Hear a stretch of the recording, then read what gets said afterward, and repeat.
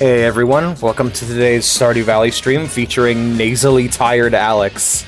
Woke up too early, went to bed, took a nap, woke up too late, so I guess things are gonna be as they were and carry on as they were, I suppose.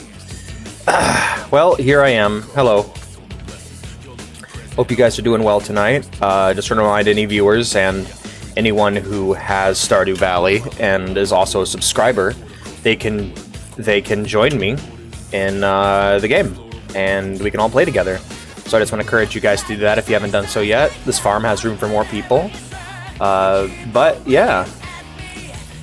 How are you guys doing tonight? I hope you're doing well. I'm pretty sleepy. I hear you guys have been at school. I'm sorry to hear all that.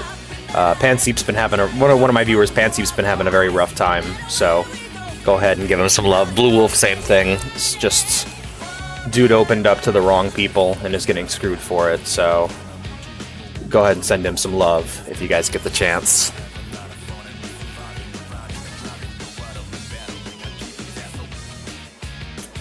But yep, time for the promo to begin. I start working on that.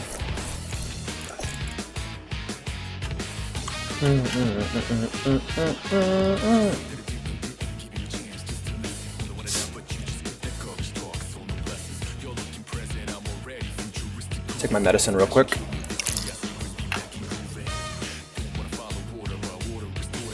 Taking your medication on time, ASMR.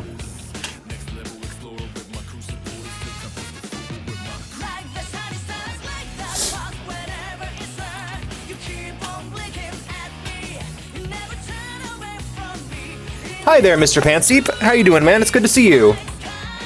Light the fire up in the night. Love this song. Where we go, we will not stop the shining forever. Why am I starting so late? I overslept. I took a nap, and I woke up way later than I was supposed to.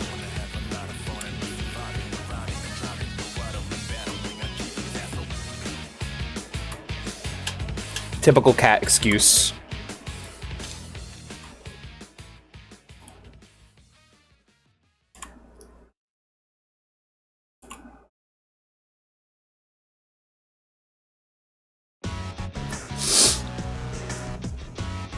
Just got home and I have to do homework. No, well, good news, I'm streaming for the next 4 hours. Yeah, you'll be able to join me.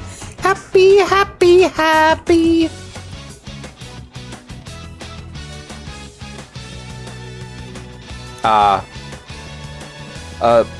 No, I don't know. What happened?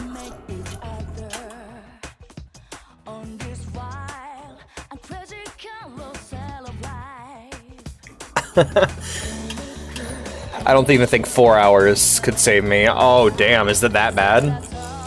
Stop trying so hard! I mean, I don't know. I talked about it last night, but, like, I guess if you're trying to get into a good college immediately after school, then you probably should try hard. However, yeah. Because if you're in AP classes and you're not, like, going into a college after school, you're pretty fucked. I have, like, nothing to do in the farm. That's fair. Still miss you. I'd still miss you, though. I'm not trying super hard, just doing my best. Alrighty. No worries, man. I ain't here to pressure you. I'm in honors classes. Ah. Well, good for you, man. Good luck. I was in algebra.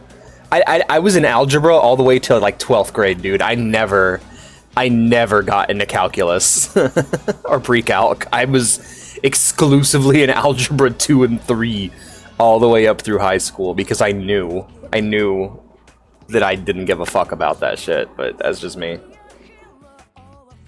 Anyway, hello everybody, welcome. Tonight we're going to be playing some Stardew Valley. I apologize for starting late. I took a nap and I slept too long. Hydrate will do, Mr. Ambrosia. Drink will do. How you been, dude? Good to see you. Hell yeah. But yeah, tonight we're playing Stardew Valley. If you have the game on Steam, feel free to join us. If you have the game on Steam and you're a subscriber, be sure to hop in voice chat with us and hang out.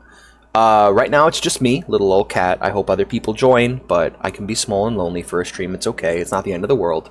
But yeah, Stardew Valley, we're doing a co-op run. Yeah. Just want to remind anyone new here that if they enjoy the stream, be sure to follow. And if they want to see more from me, be sure to join the Discord down below or via the link in post in chat. 55 stream streak, nice work, Soviet, or one that Nightbot's about to post in chat.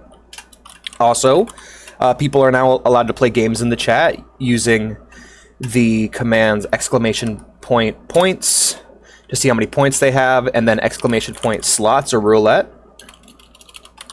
If they want to play, slots, they just type in !slots, and then however much money they want to gamble.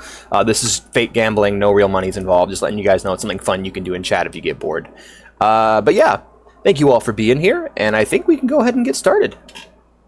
Also, hi Soviet! Hi Mr. Ghost, how you doing today, dude?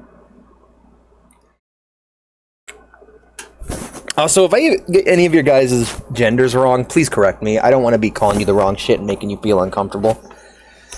Alrighty, you only have 4,995 view money.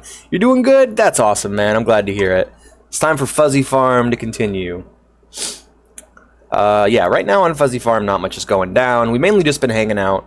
But hey, we're hosting. Anyone wants to join, they can do so. Slots 4,900. Oh, god damn it, Stream Elements, I just got you working again. Follow our Tumblr. Maybe there the slots thing will work. But yes, there's our house. I thought he was a froggy chair for a second. Is that Lily? Yeah, it's Lily. We got Lily and we got Ace. Those are my kids, Ace and Lily. Ace will be the protagonist of a later stream. He'll be my farmer when I play Ridgeside Village. And this is Lily. I don't know what she's doing yet. I like to think that she's going to take over the farm. I mean, Alex, if you just want me to be around, I can join after homework. Hell yeah, man. Yeah, like, this is mainly just an excuse to chill with you guys and get a little taste of the Stardew Valley co-op experience. I was never expecting to make a serious playthrough out of this. What can I even do? I guess what I can do is, wow, my penny. Damn, Penny's fucking shit dropped. I guess I'm decaying on everybody now, huh? Oh, look at all these people! Look at all these people! Is that an Obi? Did you like how in the emote for the channel I'm in, I'm like killing farmers with an axe?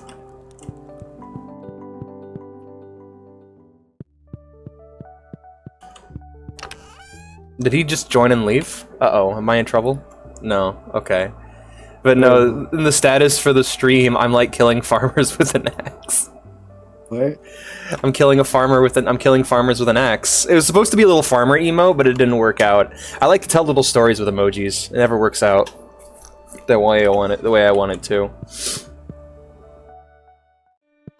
Oh, that's so cute.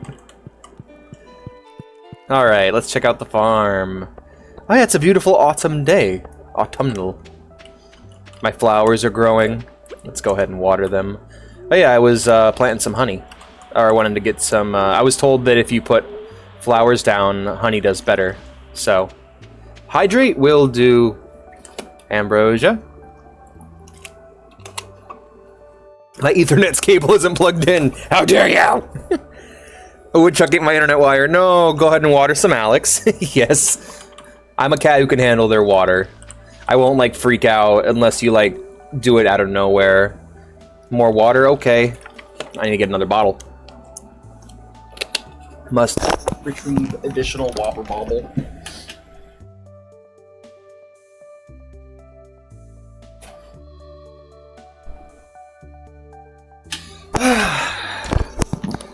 Don't you love it when, like, all your stuff's done on the weekend and then depression just hits you like a fucking truck? That's what happened to me this weekend. It was awful. I have been trying to get into Magic the Gathering this week. I've been trying to get back into D&D and MTG. Never been into Magic the Gathering that much, but my local D&D store has become a Magic the Gathering store pretty much, which is I've seen happen to many stores. It's the most popular of the tabletop games right now, so it's gonna happen. However, I'm not gonna complain about it. I'm just gonna try my best to join them and have a good time, and so I've been trying to learn MTG, been playing a lot of MTG Arena, been playing... I found my old cards. I found like all the cards I had stockpiled. Problem is I have no lands, so I still can't play. So oh, nice, hell yeah! That's awesome. Water out of nowhere. It's not there. Water into nowhere. Who's there? It is I. Hi, Mr. TJ. It is good to see you. Yeah. I see you're still. Your profile picture is still... Man, I just watched my fucking sub goal meter go down. I've never seen it do that before. I've never seen the bar drop. I'm sure it happens. I just never see it happening. Huh. Oh, yeah. Wizards of the Coast are assholes. They're like GW. Oh, gosh.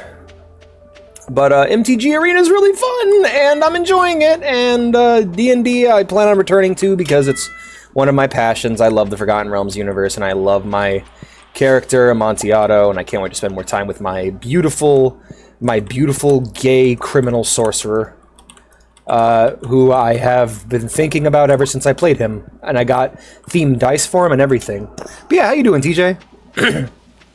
Very tired. Damn. What happened? School? I don't know. Yeah. School. Man, fuck School of the Human. All my homies hate School of the Human. Yeah.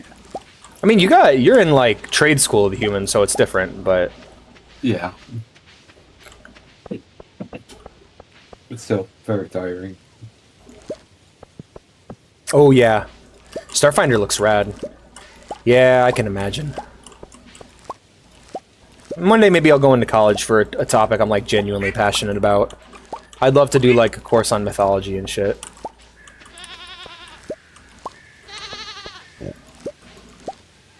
I swear to God, some of these people are gonna make me go postal. That is hilarious in the context of us. Don't let them catch you saying that though. People take that shit way too seriously. No, don't turn your life into a playthrough of hatred. No, Panseep, no. Panseep's not liking school very much. Understandable. Hi, Kara. Good to see you. Yeah, Wizards is shit.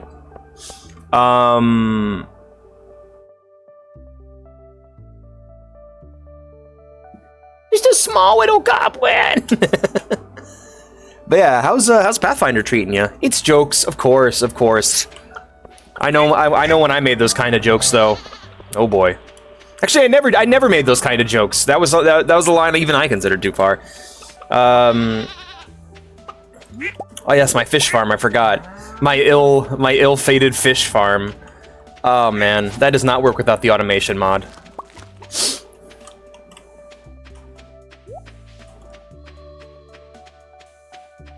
Oh man. So aside from school, man, what have you been up to? Yeah, not much, really. Has the Miku getting subsided? A bit, but I just played some more today. Hell yeah. You still working on normal? Mostly. I did complete one on hard. Nice. I've always, the way I played Miku was I mainly did normal, but I would find like specific songs that I wanted to try on hard, like the Hachi Hachi Fiery Fight of Kigamine is one of my favorites to do on hard. I just like the way it feels. It's very fun. Oh yeah, the definitive edition of SM64. You were telling me about that. I am excited to play that myself. I have the PC port of SM64 currently. It's pretty good.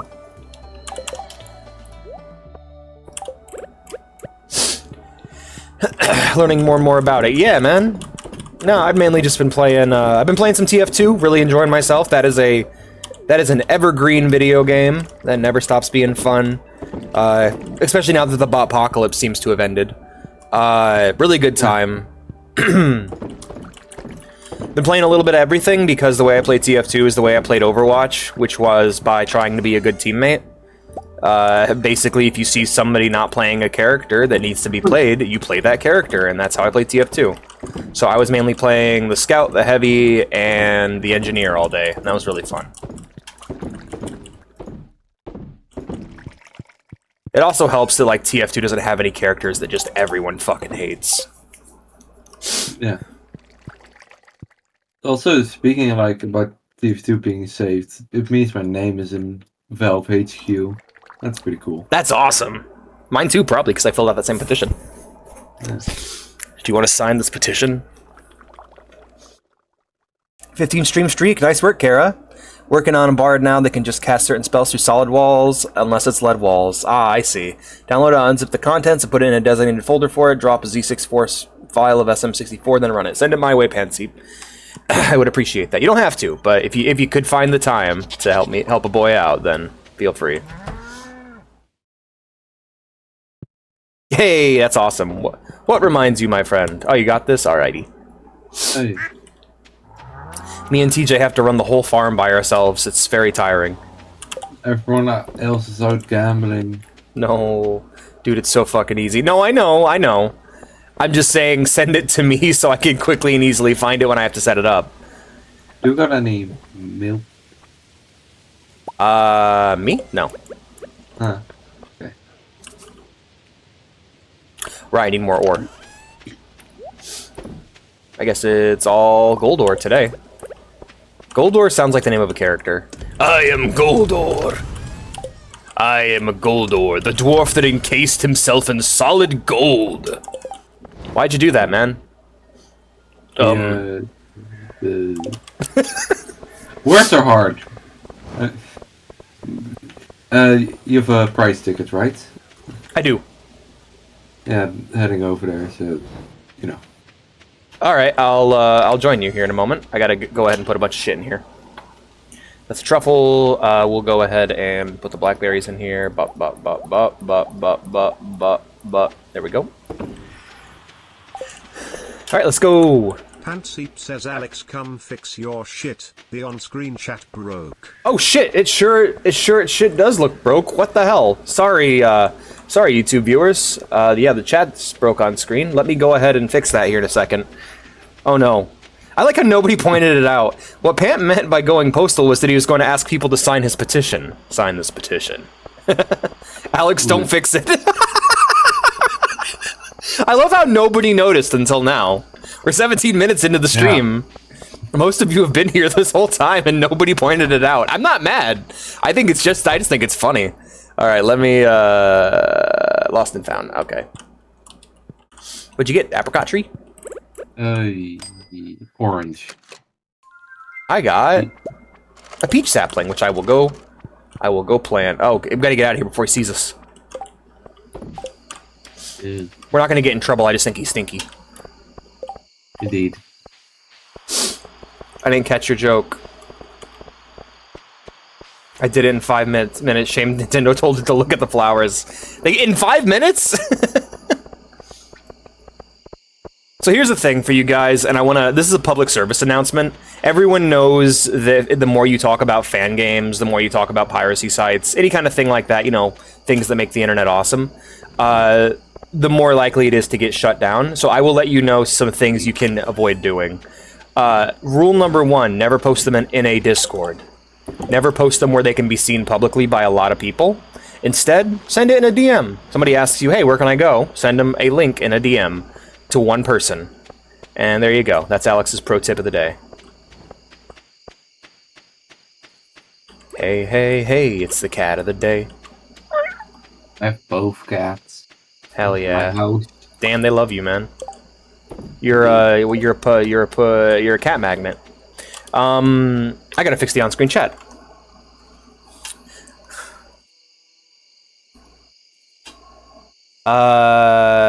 Is it off? No. Is it just down? I think Streamlabs might just be down. I don't have a backup chat set up, so Streamlabs. The tip jar is working though. Weird. Okay, but at the same time, I've had the tip jar just suddenly stop working too. Jar Streamlabs. Okay. Let's check this out. Sorry, dudes. I didn't even know. I sent you a thing, Alex. Okay, I'll check it out. The video with my cousin's cats. I might have. I'm not sure.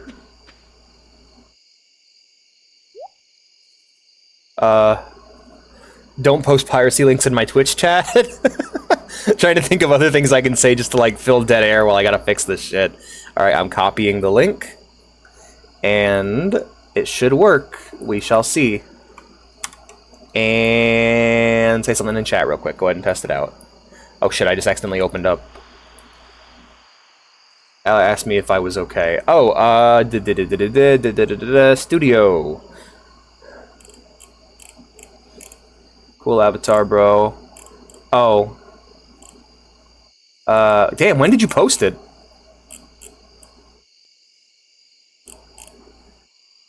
Can't fucking find it. Cat of the day. Do-do-do-do.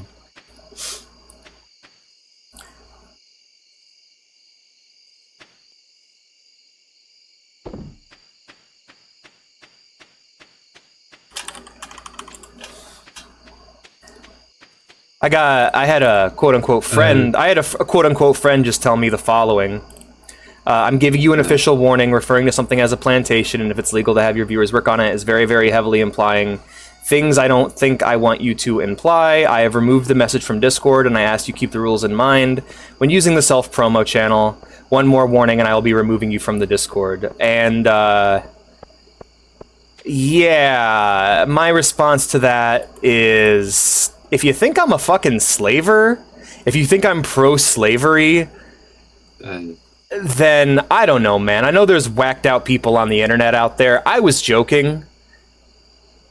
So I'm just gonna kind of wait for them to respond and then quietly leave their server later because I don't like people that don't like fun. So I'm just gonna slip on out of there. Get to bed. I mean, your title, Plantation, is highly racially insensitive and generally not cool. Have them to ban you outright. Doubt of ignorance, but so yeah, Cave of Juniper. I also recommend changing your title. Plantation is highly racially insensitive, in general, not cool. I had no idea. I will change my ways, I promise. And with that, I'm leaving that fucking server. I'm closing out those DMs, and I am just like, dude, if you think you're saving the world by asking me to fucking change my stream title, then hiring. Yeah, right? They don't know what a fucking joke is. It's a joke. Who cares, man? Like, seriously. It's hiring. I passed out. Yeah.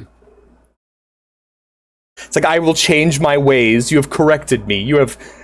man, you know, I owned slaves. I'm sorry. I'll free them all immediately, I swear. Fucking get over yourself. No, freedom from the burden of life. I mean this in the most kindness I could possibly mean. But, like, I'll make it very clear, like... Hey, if anyone spend any time with me, you know I'm against racism and bigotry of any kind. I have, on many occasions, banned people from my server or banned people from my communities for actually being bigots. So, I don't know.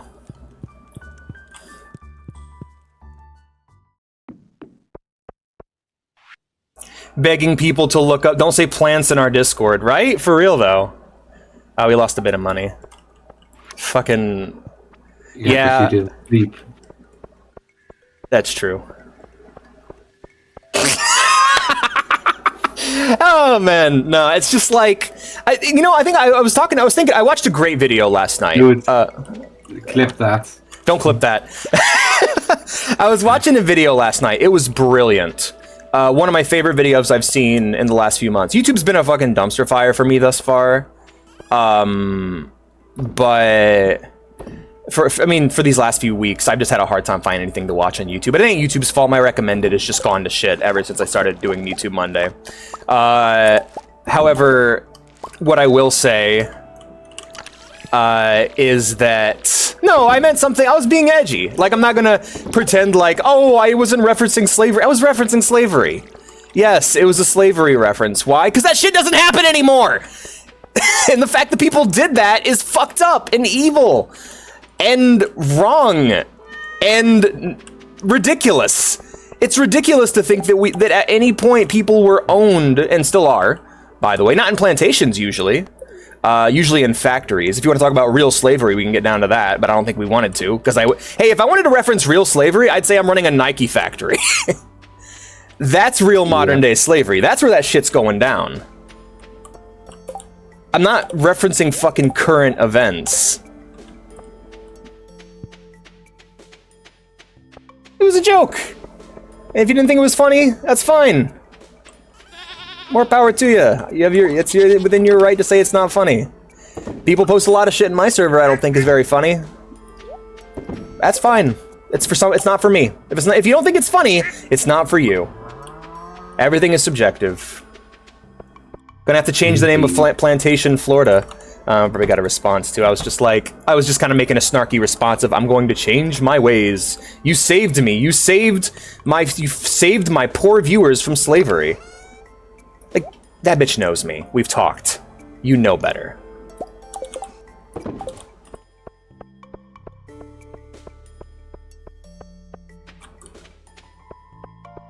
Oh yeah, you're hilarious. All you guys are funny. You guys are funnier than I am, honestly. That's why I encourage y'all to start streaming. Nothing makes me laugh more than stuff I see in my chat. When did I get a broccoli? Did you give me a broccoli, TJ? Yeah. Can I eat it? Sure.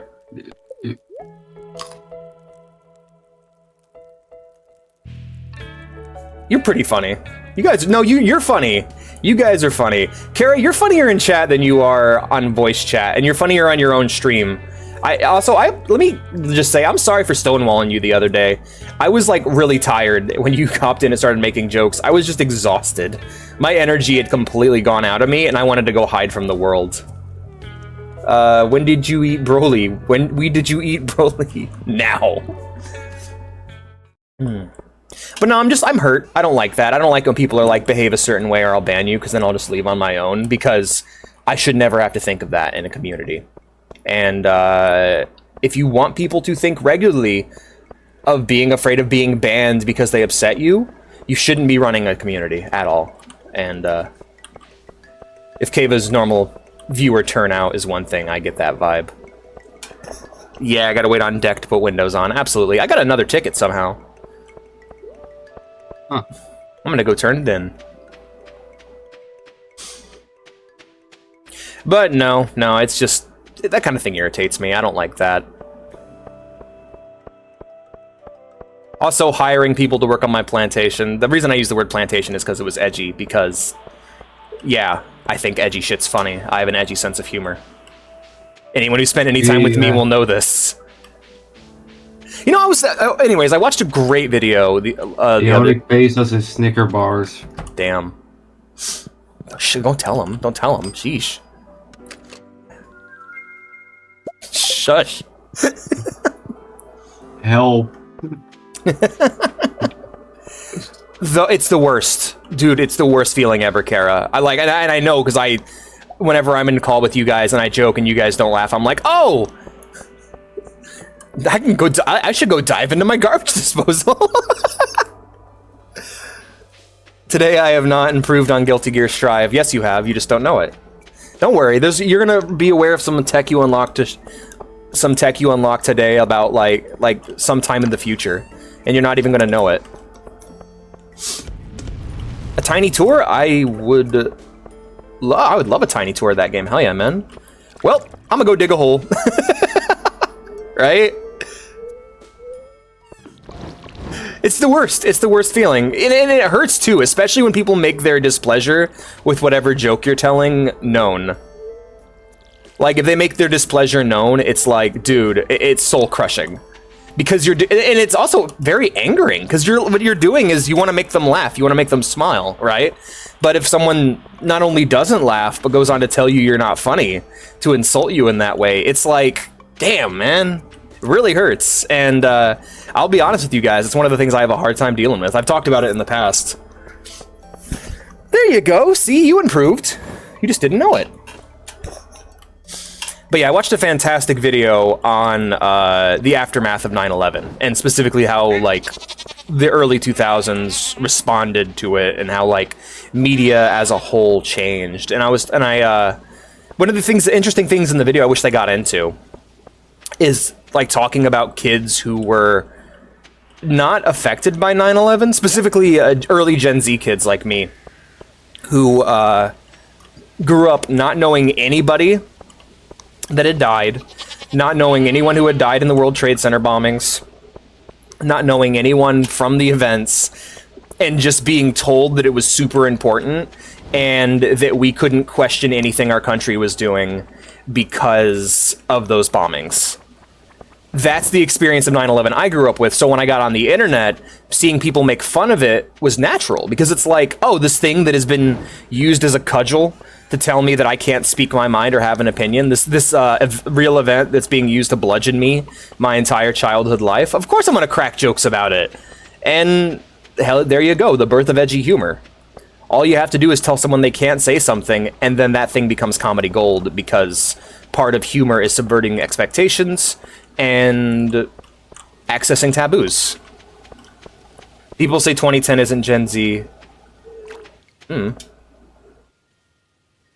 You're not funny. I wasn't talking to you. Yeah. Seriously, that's awful, man. I'm sorry. When I say a joke and people don't laugh, I cry in the corner. I'm a big baby. Same, man. No, I don't know, man. I don't really care about that. Like I care about what my generation is, and that's what matters to me. So like I fit into the group of people who like knew of 9/11 and were told to pay our respects, but we had nothing to actually pay because we like I live in Michigan, for fuck's sake. What am I going to have to say about 9/11? Like, what crazy insightful commentary am I going to be able to give on all those people dying? Like, none. And I don't have any emotional attachment. My dad did, but he was like super weird and patriotic, so it's understandable. I thought I was a millennial for the longest time, but no, I'm at the very beginning of Gen Z. I'm very early Gen Z. Which explains my behavior and who I am as a person. I don't know, if you guys didn't know exactly when I was born, where would you place me in terms of generational stereotypes? I swear I won't get mad at your answer. I'm terrible at guessing that. Right? Same too. You are Canadian. But... Sorry, I just started thinking of that YouTube video where the guy's like, how come they never bring up 9/11 and turning red? It was a big deal at the time. They hit the Pentagon. Oh, you don't remember that video? Yeah, some guy made a fucking review of Turning Red where he like criticized the movie, the Pixar movie about the little Asian girl turning into a red panda. It takes place, I think it takes place in Toronto. So I think it's about like second generation, like she's a second generation immigrant. But like, yeah, so what the hell was I gonna say? Where's the 9/11? Where's all the 9/11 references? It's 2005. Why aren't people talking about 9/11 in Toronto, Canada? Like, what the hell, man? They hit the Pentagon! The first generation. Oh, that's kind of cool sounding, actually. I'm Canadian. They hit the Pentagon. The only thing this affected was the positive impact my island had in those events. I'm not going to ask you where you live specifically, Ambrosia, mainly because you told me already, and I know, but... And I don't want to embarrass myself by having to ask again. But what I will ask is, how close are you to the setting of Anne of Green Gables? Because those are like some of my favorite books. I love those books as a kid. I'm a doomer. Oh damn, I feel like it sometime. I am a cat, yes. But no, Kava, you play Final Fantasy 14 real good. You're not a fun person to be around. You're very mean. You're very opinionated. I don't know. Smoke a joint, chill the fuck out. That's my take on that person. And I don't appreciate the disrespect. So, here's a bunch more of it.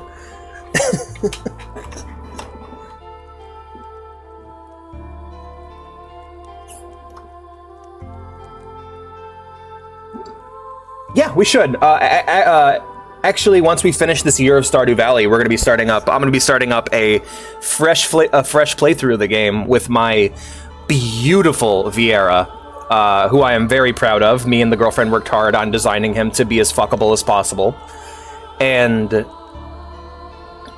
yes, he is gorgeous. He's a gorgeous bunny boy, and I'm going to try to do all the things I forgot to do when I played the game last time. So I'm going to try to do every side quest. I'm going to do lots of crafting. I want to become a carpenter. I want to become a culinarian as well. I'm going to start as a pugilist and eventually switch to samurai because I love samurai. It's such a fun class to play. And I can use a lot of the same gear. Like, there's a lot of layover. Anyways, yeah, I got a bunch of shit I got planned. I hope other people join me. I know TJ was interested. We've been waiting on yeah. We've been waiting. I made an account on the server, so I should be good. Hell yeah. We've been waiting on Diabolos to clear out. Panseep, you would be so easy. I could make a Panseep right now. That'd be a fun project for the server. Make your own Panseep, because I would use a golf ball, some blue construction paper, and some black pipe cleaners, and then you can get your Panseep action figure. Plant Seep would be hurt. Aw. When are we gonna get the Panseep mystery box, where you just get your own Panseep every time you open the box? Alright.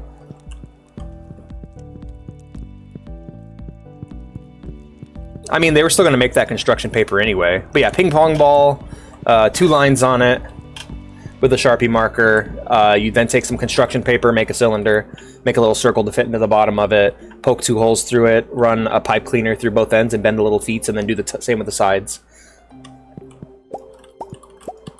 I want the Panseep body pillow to be in, like, not sexy positions, but it's just like him holding a gun. Or, like, a knife. Get away from me. What's happening? Nothing. Oh, is that what the body pillow's saying? Yeah. Get the fuck away from me. I didn't really watch that much Ruby. I watched the first season back when I was like super duper into Rooster Teeth. But what I can say, one of my favorite things in it was a character wearing an apron that says, "Please do nothing to the cook." And that cracked me up. To the point where I actually want to get that apron in real life. I love it. He's a very, like, stoic, what I would honestly, I would describe him as Arrow Ace. Like, he gives me that vibe. Please leave the cook alone. Yes, please don't touch the cook. Please do nothing to the cook.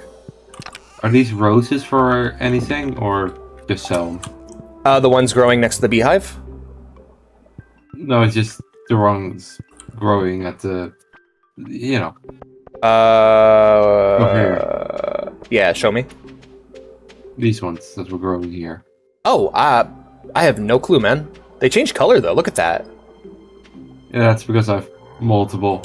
Oh, they're really pretty. We should plant them somewhere. You know what we should do? We should put them in the box in Comrade's house, because that seems to be their project. Please get out of the kitchen. Yes. Ghost with ghost with suspiciously chat-shaped neck. That's really funny. And Panseep's like, you already said that, but no, it's pretty funny though. I just saw it. By the way, if I miss your message, don't be afraid to repeat it. Like, you're not gonna be annoying. I'm just stupid, and I forget these things sometimes, you guys. But yeah, Ambrosia, very excited to play Final Fantasy XIV real soon. I've been thinking about it. I've also been thinking about how much of a fucking moron the main character from Final Fantasy Tactics Advance is. So, for those of you who don't know, Final Fantasy Tactics Advance is one of the only Final Fantasy games that's an isekai. Basically, the main characters of that story are a bunch of troubled children living in a small American town who love Final Fantasy and get transported into the world of Ivalice overnight. The world of Ivalice is the world. It's basically the same world of Final Fantasy XIV, same planet, different country, you know. And the main character goes on a quest to try to return home to his parents, to return home to reality, and convince his friends to come with him, all of which are now people in this world. Like his friend Mute has Mute Randall has a drunken father who, in the real world, is a drunk fuck-up who abuses him. But in the world of Final Fantasy, he's his closest knight and companion. Like, he's his best friend, pretty much. And then there's his little brother, who is sick and wheelchair bound and can't walk. But in the world of Final Fantasy, he can walk now, and he's just happy to be able to walk. And the main character has the fucking audacity to be like, no, none of this is real. We all have to return to reality. And so... Stop walking. Right? You're not allowed to. He's like, no, stop walking. Get back in the wheelchair. And it's like, because he misses his mommy and daddy, all of his friends now have to, like his disabled brother has to go back to being disabled. His friend, like, Final Fantasy Tactics for the Game Boy Advanced. And he's like, this world isn't real. Cut to Final Fantasy 14. Which is one of the most successful games in the real world that takes place entirely on this world. And it's like there's so much lore and history to the planet, both in Final Fantasy 14 and Final Fantasy Tactics and 12. It is the Final Fantasy world that has the most games.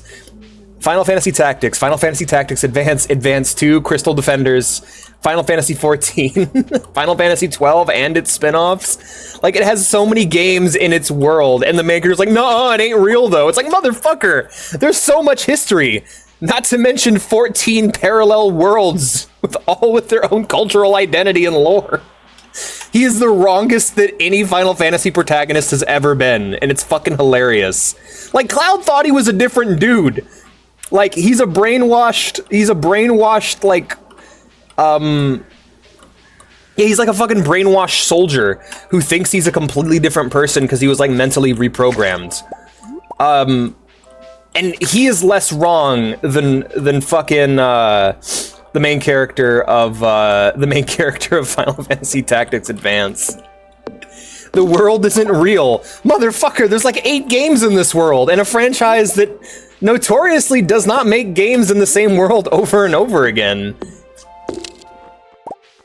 Like, we never return to the worlds of Final Fantasy 2. You return to it in 3 we technically do. 1 many times. 4, no. Well, 4 has spin-offs. But like Ivalice, the world of Final Fantasy 14, 12, Tactics, and all those other games, we keep coming back to that world. Mainly because it's just really awesome, and like bunny girls, but like, yeah. Hell yeah, Kara, have fun. Cloud was not Cloud. Not a Cloud. But yeah, Final Fantasy Tactics Advance. I'd recommend it. Really cool game. You can play it on your phone. You can get it on a GBA emulator. I recommend it. It's very fun. That being said, the main character is so fucking wrong. The world's not real. Fuck you, dude. It's as real as the world you came from. He's just jealous because when the main character shows up to the world of Final Fantasy Tactics, he immediately accidentally calls a man a racial slur and then gets the shit kicked out of him. That's the first thing that happens in that game. He sees a banga, which is these like reptilian guys, and he's like, holy shit, it's a lizard. And then they kick the shit out of him because lizard in the world of Eorzea is a racial slur for banga. Cloud and address, absolutely. I agree with whatever you meant there. You guys want to just hear me rant about Final Fantasy Tactics? Because I can. Just, oh my god. I'm playing Final Fantasy 14, and there's a quest line in Shadowbringers where I'm like getting into the origins of the world and how it was made. And I'm just like, man, the main character of Final Fantasy Tactics Advance is such a fucking moron. He's so wrong. Thank you. I laugh about it because I've heard people defend it where it's like, he's a kid who just wants to see his parents again. Yeah, but he's fucking wrong. He's just mad because he's not a cool knight or a wizard or he's been given extra mobility. He's just a dude. He just shows up as like a normal guy. And yeah, he's like stronger because he has like magic and shit, but he's not special like any of his friends. He just shows up, gets into a fucking racial altercation, and then is super embarrassed about it. Be like showing up to New York, insulting somebody, getting the shit kicked out of you, and going, New York's awful. It's like, dude, you just walked into a place and just started slinging racial slurs. Of course you got the shit kicked out of you. Train.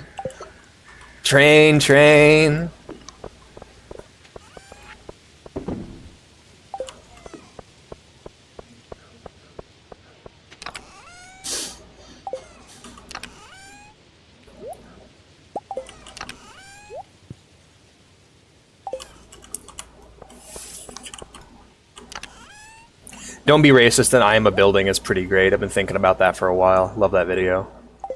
Don't be racist. I am a building. Even better if you go on a Minecraft server, walk up to somebody who's building and just be like, don't be building, I am a racist.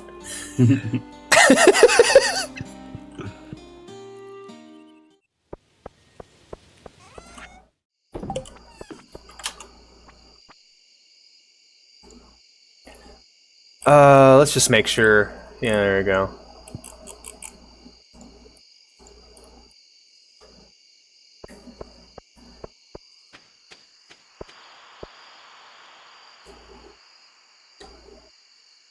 Minecraft, probably. Because I could rely on your guys' support there. You guys are better at that game than I am, so I could rely on you helping me out. Don't be racist. Final Fantasy 14. I want to go to war.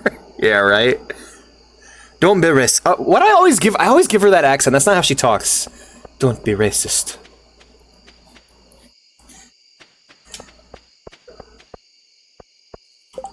Let red people marry blue people, says Garnet.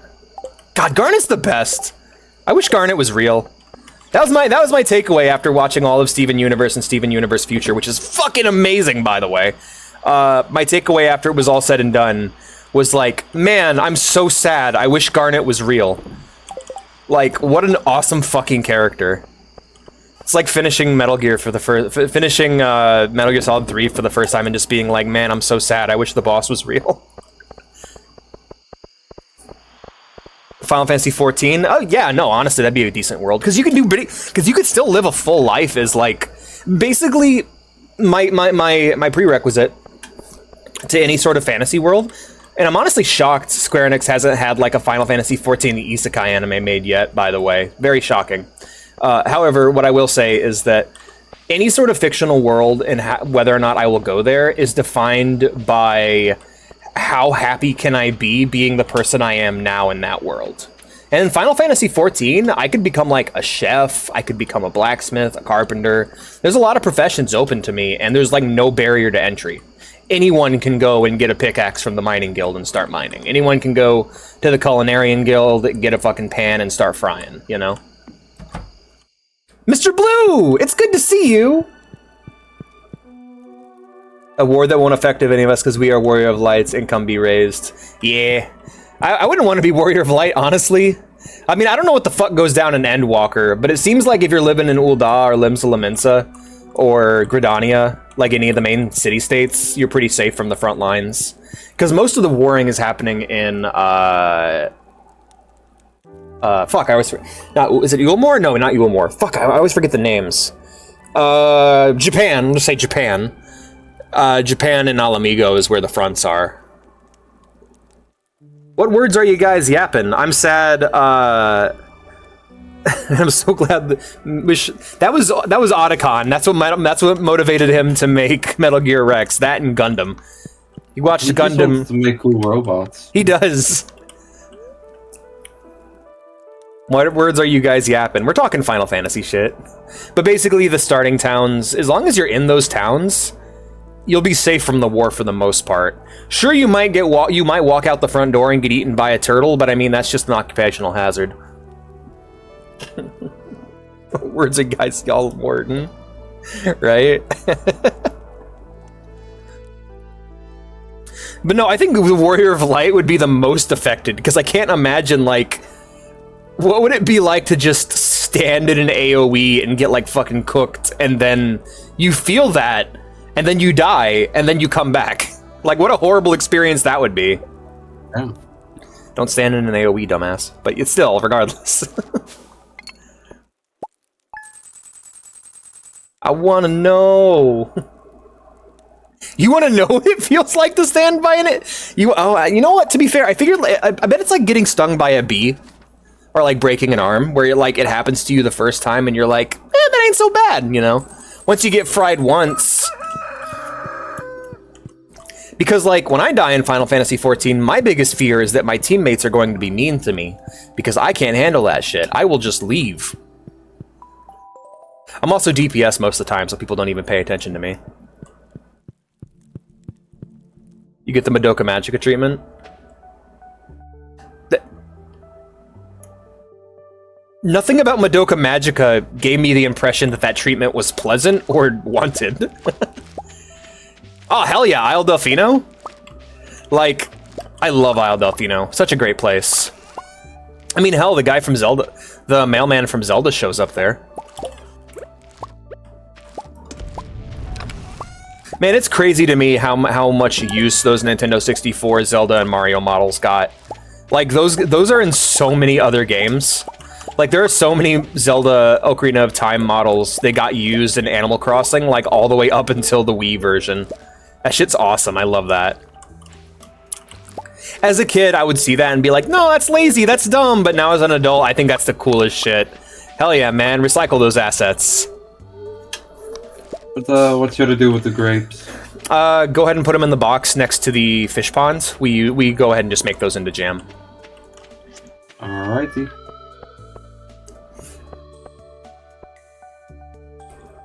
And go and you become Sayaka Miki and go insane. Hell yeah. Serana Beach. Hell yeah.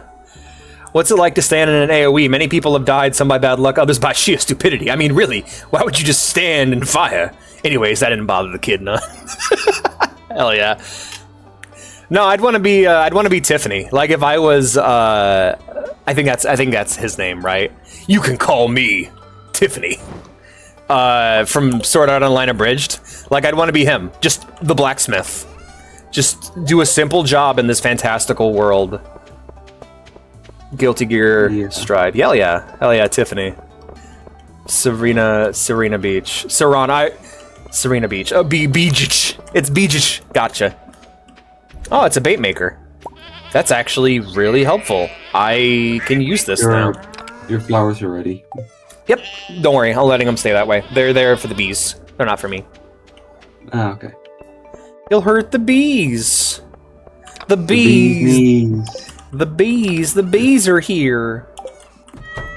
Don't do that, you'll harm the bees. The bees are invading.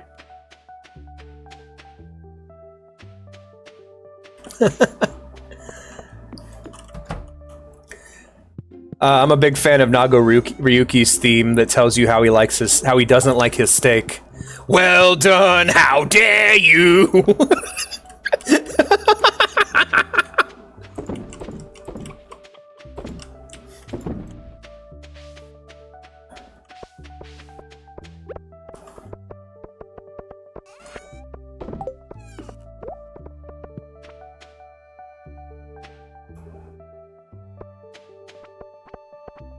Aw. You called a dude, he became Long Dennis and began to pursue you down the halls. Actually, that's terrifying, I'm sorry. Mountain Slayer, Thunder Lion, the Chocolate Axe. But you can call me Tiffany. Woohoo! Yeah, now you can do that, now you can do 100% completion and get the postcard. Apparently 100% completion in that game is fucking miserable in Super Mario Sunshine. But also, I've seen people 100% completing Mario 64 as well, and they don't seem very happy either, so... maybe those games are just not fun to 100%. I don't know, I'm gonna try it, but... if it gets stupid, I'm leaving.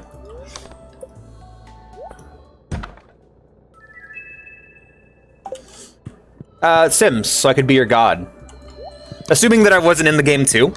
If it was just you guys in the game, I would become your god in The Sims.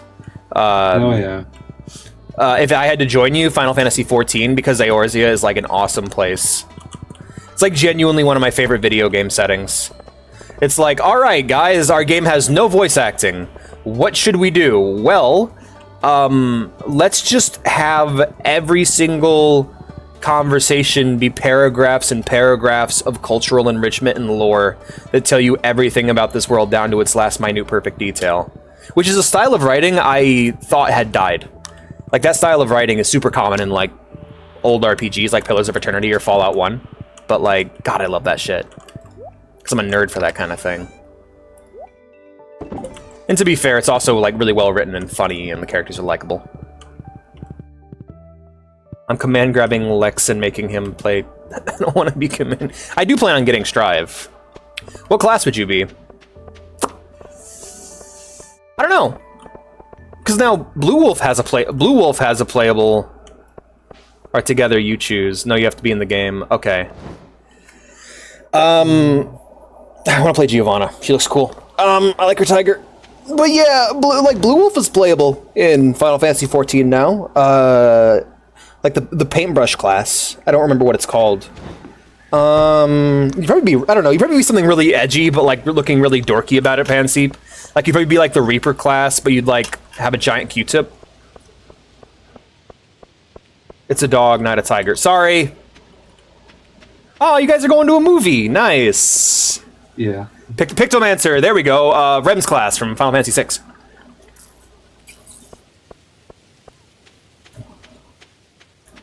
For the longest time, I thought Reapers were... Yeah, you can take the horse.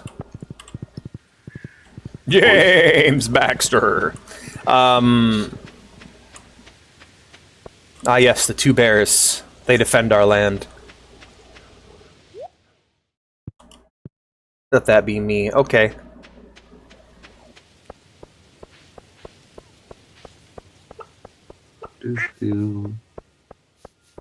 If there was an isekai, I would want... For Final Fantasy XIV, I would want it to be...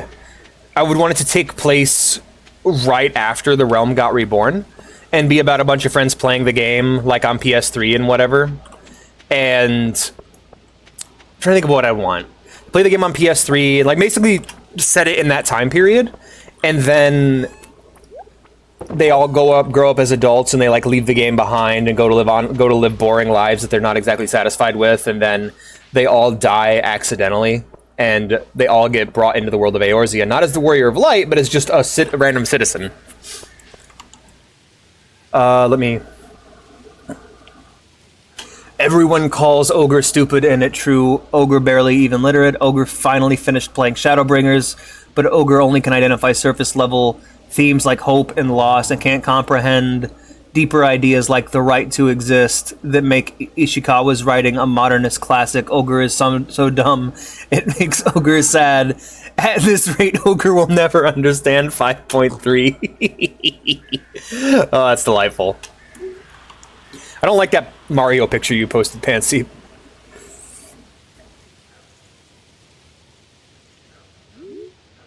Hell yeah. Me when I'm in the Don't Say the Name of the Goat animation tournament and my opponent is Alex. What? Oh, greatest of all time. I was gonna say, like, what goat? Like, are we playing Goat Simulator? What's... You make me a collectathon? What would I collect? Depression. It would just be depression. Just be 40k minis. The movie's about to begin! Yeah. Do I have to be there? You don't. Okay, good, because you took my horse.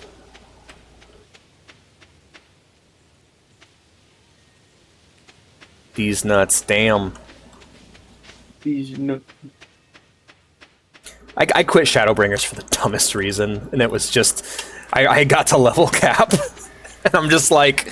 Brain chemical... There's no more feel-good brain chemicals from level go up, so quit now? I'm such a baby. That being said, I would like to return. You know why? So the reason why they're like that, Blue, is the same reason why YouTube titles are terrible, is because they get... basically, the way light novels are released, they're all released on like a database.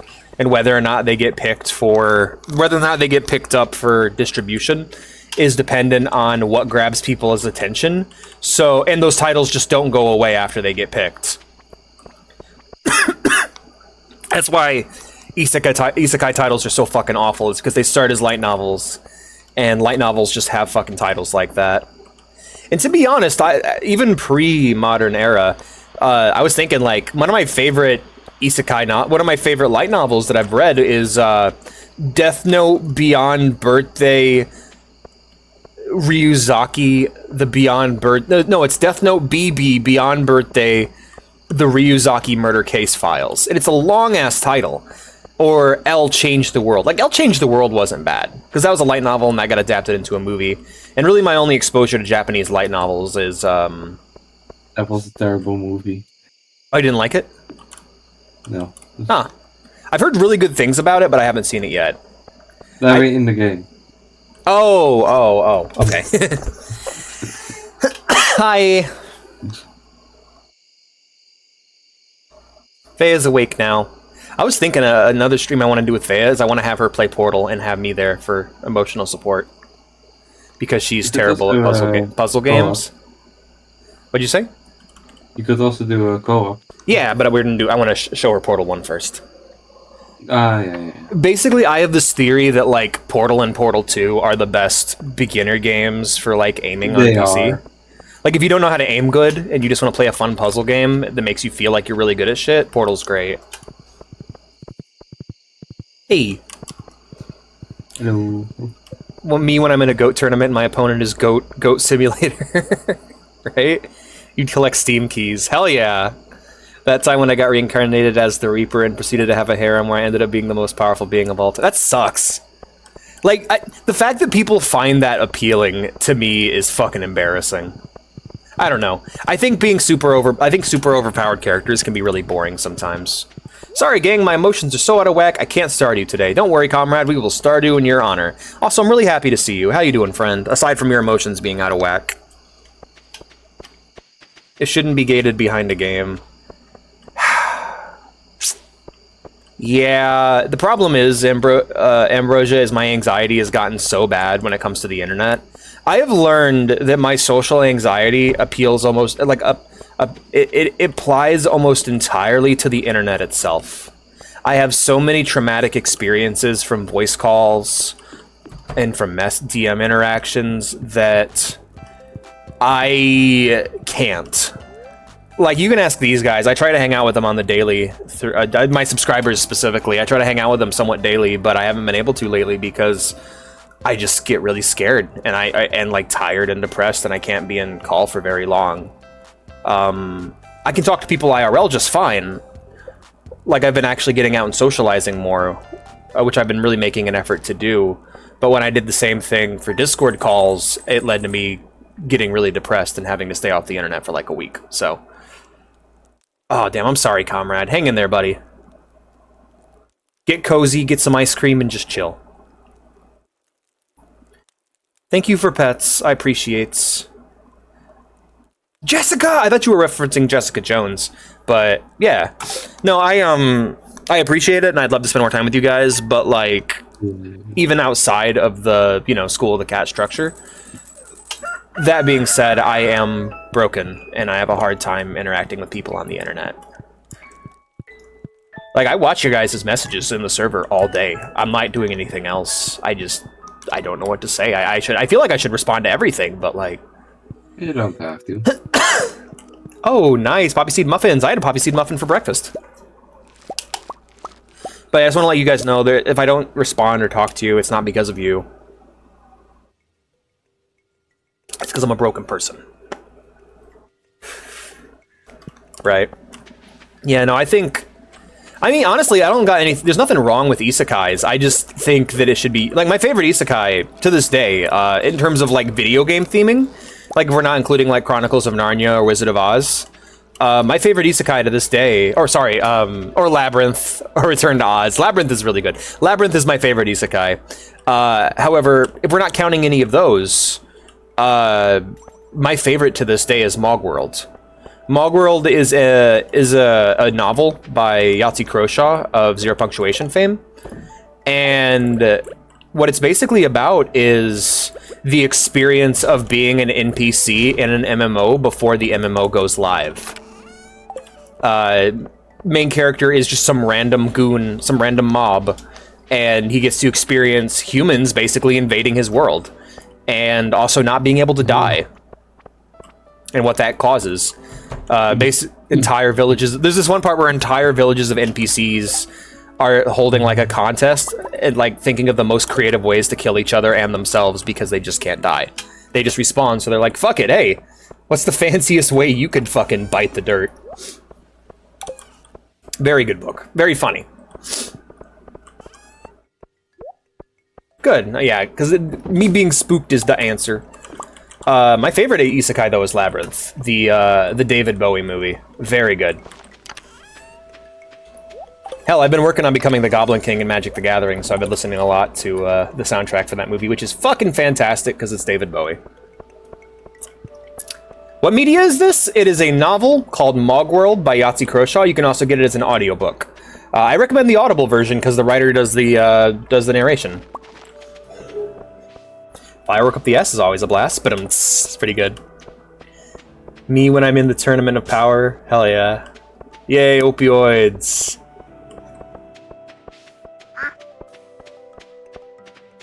An isekai about having an... But no, like, if you're gonna make your isekai, don't have it just be wish fulfillment. Do something creative and fun with it.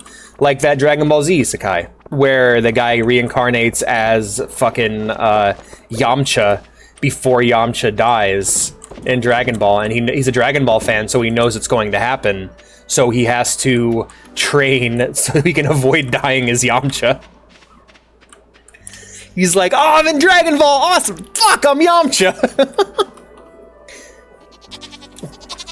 Yep. Premenstruals? Yeah. It's terrible. Me and Vea when Vea first said it, I didn't know what PMS was, so I just went, pissing myself? Like, whenever someone gives me an acronym, I try to figure out what it is. And she's like, oh, I'm PMSing. I'm like, you're pissing yourself? Like, no!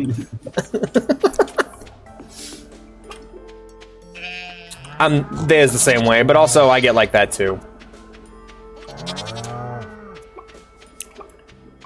Damn, sorry, comrade. The girlfriend usually takes Midol and Excedrin. So that's what we recommend.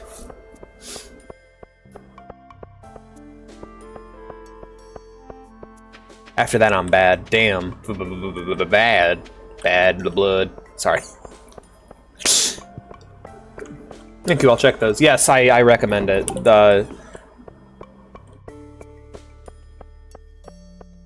Alex, DirectX or OpenGL? What game?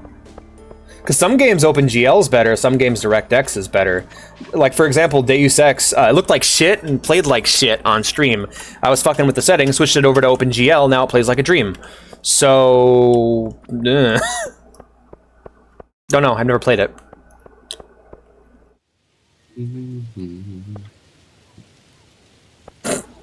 Dear period, stop. Sorry, women. I just get so passionate about feminism with the past picture of Denji over it. To be fair, there are ways to stop the period. It's just they're not good for you. Like I had a friend back in high school who was a vegetarian, and she was so thin that she just never had periods.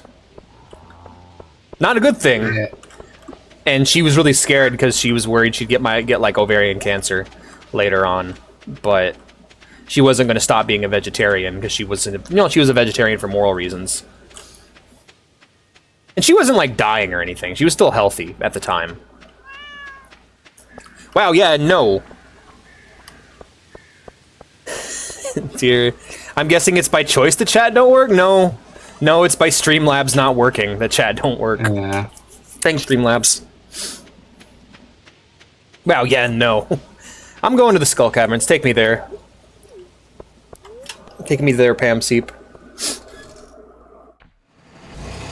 Like, no, right? Oh god, I'm sorry. It's by Ghost's choice. No chat allowed. Also, hell yeah, guys, thanks for turning out tonight. I think I might actually change stream times back to what they were. Because the 4 o'clock audience, you guys are badass. That's where it's peak, you know? Or maybe just today's a good day for it, because everyone's getting off of school. Who knows? Da, da, da, da. I don't even know why I'm doing this. I'm just doing it to find that answer. I do kind of miss you, comrade. But I thought we would fish more today. But I get it. Aw. Thought we're gonna be fishing friends. Fishing friends. Sent you something? Alrighty. OpenGL is short for open. Good lord! You sent me 6 things. Chiller 7. Oh, thank you. Also, I love that your name's Chiller7. That's fucking awesome. I love that you're getting into Suda51 games. I think I really got into those games too when I was your age. I got really into No More Heroes, Killer 7. That was pretty much the only options we had for a while until like others came out. And then there was the older ones that I didn't know about because Japan only or obscure. Like I didn't know about the Silver Case or the other ones. Killer 7, No More Heroes. And those two like go together really, really well. And then you can play like fucking Killer is Dead, which feels like a weird hybrid of Killer 7 and No More Heroes.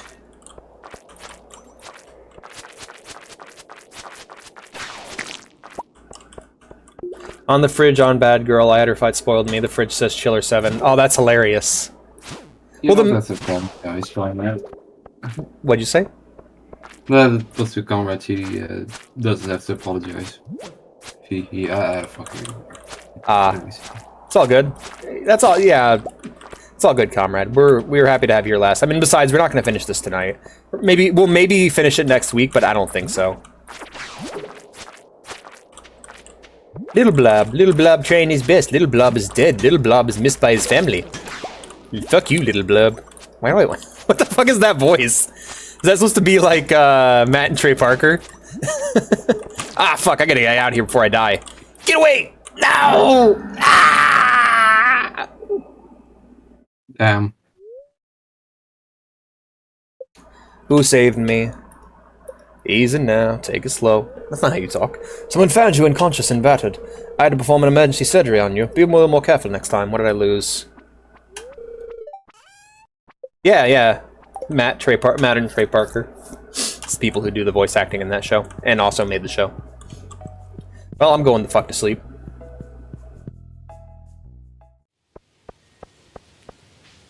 That's good. The mask... The wrestling mask with the scroll in it that you pick up before every boss fight is a reference to Fire Pro Wrestling, which is a long-running series of like wrestling fighting games in Japan that Suda51 made one of, and it's a reference to his protagonists. Basically, in the Suda51 Fire Pro game, the main character is struggling, to say the least. And if he fails to become a great wrestler, he fucking dies. Like, it's really dark. What's in your hand, Chico? Put the weapon down. How do you feel about Chico from Peace Walker / Ground Zeroes, TJ? Can't say much. I haven't really got to Peace Walker yet, so. Ah, I see.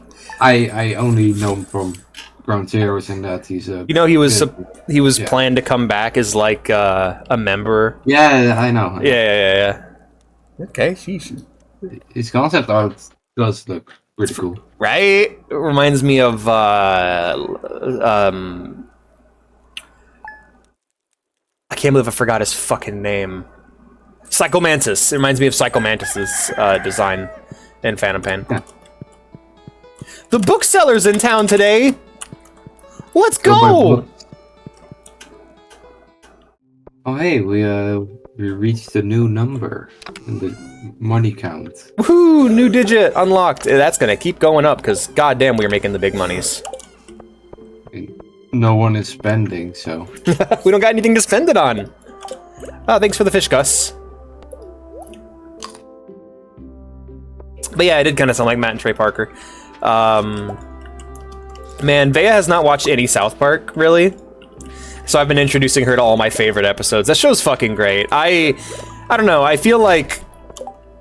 am I gonna say this? Back when I was in high school, I feel like Comedy Central and South Park specifically was one of the only things keeping me together, you know? Just because, like, at the end of the day, no matter what bullshit I dealt with, I got to laugh when I got home. And it went a long way. It was nice. Thank you, Matt and Trey Parker, and the people at Comedy Central from stopping Alex from killing himself. indeed. Also, thank you, Hideo Kojima, for taking so long to make the Phantom Pain. Because that was another thing that stopped me from... Keep with the animals when I'm not there. Make sure the hay doesn't run out. Okay. I will go over to this enclosure here and cut down this hay to make sure that the chickens have some. Na na na na na na. You guys, like, it's kind of a dark subject matter, but do you guys have any games or shows like that were just like, yeah, this kept me going in a really dark time in my life? Like, for me, it was South Park, Devil May Cry 3. Like, my high school years were defined by Comedy Central, Devil May Cry 3, and and waiting for MGSV to come out, so playing Peace Walker and Metal Gear Solid 3 repeatedly. Not all of it, they eat it off the ground! Sorry. Thank you. Oh, I appreciate that, Blue. That really makes me happy.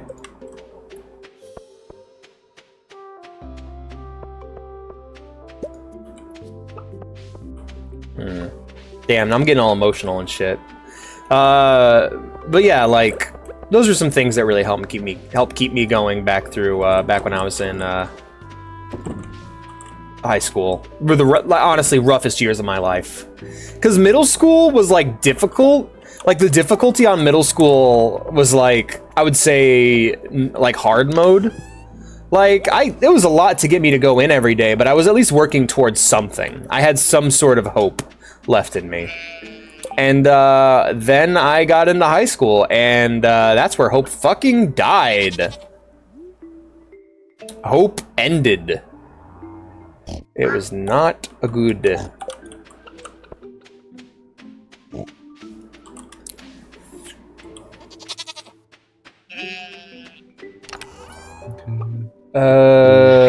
Right. Oh. Man, you were some noisy, fucking noisy ass sheeps. Oh yeah, they are. What kept me going?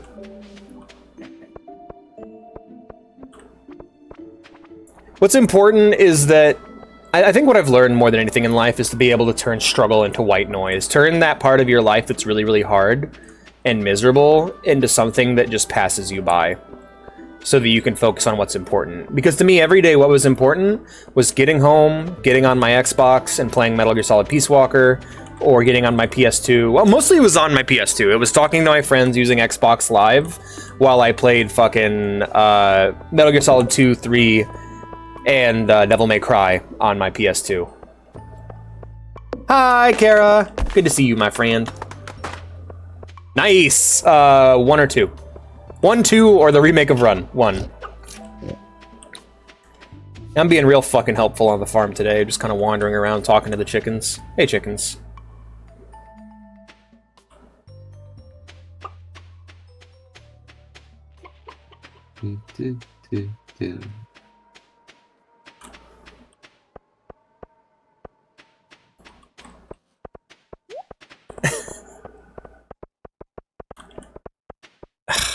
I'm still mad at that shit from the beginning of the stream, man. Like, damn, for real? That's how you... Alright. Alright. Still pissed. Damn. That's a bummer. I hate it when people do that shit. You need your emotional support socks. Get them! We need more cozy socks at home. Me and Bea were talking about that. I guess after the stream, I'm probably going to help her, like, clean the house, because that's what she wanted to do today. So I will probably work on dishes and laundry and, I don't know, play Magic. Build Cypher socks. Nice. Man, I want to, like... You guys ever see, like, a line of figures and you're just like, man, this is a really cool line of figures. I want you to make things that aren't what you're making right now. So my example would be, if you go on Amazon and look up Bishojo statues, it's this really cool, hyper detailed figure line of just cool looking, muscular, cute girls. Oh, they got one for fucking Sadako. Hell yeah. But they mainly do like horror movies and stuff. So they like do gender bends of like Beetlejuice, Jason, Freddy, Michael Myers, and they also do like Marvel characters. They do a bunch of different characters and shit, right? I really want them... oh, my train of thought just fucking drove off a cliff. I don't actually remember what I was going to say in the first place. Ah, well. But anyway, they're cool. They're really cool figure lines. I want them to make things I know, though, instead of just, like, superheroes and shit. because they're really awesome. Like there is a Geralt, there is a Witcher, there is a Ciri from the Witcher one that's really good. But I really want them to make like Garnet from Steven Universe, or like Marceline from Adventure Time, or Princess Bubblegum from Adventure Time, or fucking Wendy from Gravity Falls. That'd be awesome. But yeah, this figure line's really great. Some really cool looking ladies, and I'm sad that it's mainly things I don't give a fuck about, like Transformers, My Little Pony, Beetlejuice. I mean, I like Beetlejuice. Don't get me wrong. I mean, I'll be honest with you, my favorite part of Beetlejuice wasn't Beetlejuice. It was seeing the family struggle with their nonsense. Alex, meanwhile, as TJ plays... Oh, they have Miku. As TJ plays Stardew Valley, Alex just alt-tabs and shops for anime figures. Oh, look at that! Luna. They have Luna. On Pinkie Pie. Hell yeah. I'll be honest, I'm really liking all the MLP ones right now. I'm not even a My Little Pony fan. I just think these are cool designs. Oh, they have one for Pennywise. It's like a cute clown girl. Okay, maybe it's still cool, but I mean, I want more.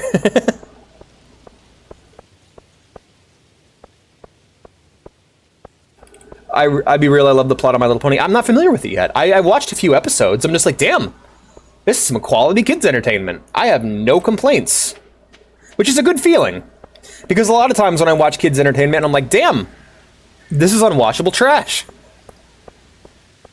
But for me personally, I really liked everything I've seen. Everything I've seen of My Little Pony, I really liked. I have no complaints. Yeah. Okay, now I'm just shopping for anime figures. I'm not even going to pretend I'm not. I'm wishlisting a bunch of these. Rarity looks like shit, so I mean, that's one thing. Oh shit! Hey, they have a classic Harley Quinn. I don't like the fucking pigtails Harley Quinn design. I've always been more of a fan of the Jester hat. So seeing an actual figure from this line that has the Jester hat is really awesome. Bonk. Rarity looks like shit. Grew up on MLP? Hell yeah. That's grad. That's rad. Because I know like bronies were becoming a thing back when I was in high school and shit. Alright, I think I found all the ones I want.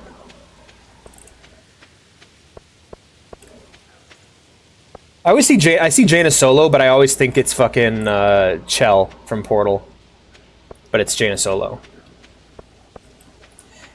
Yeah, it was different back then. But anyway, Jenny Nichols did a really great video on the last BronyCon. I recommend you guys check that out. It is a fucking... I love fandom deep dives, and it is the deepest of fandom deep dives. Very interesting. I'm literally... What did you do today, farm?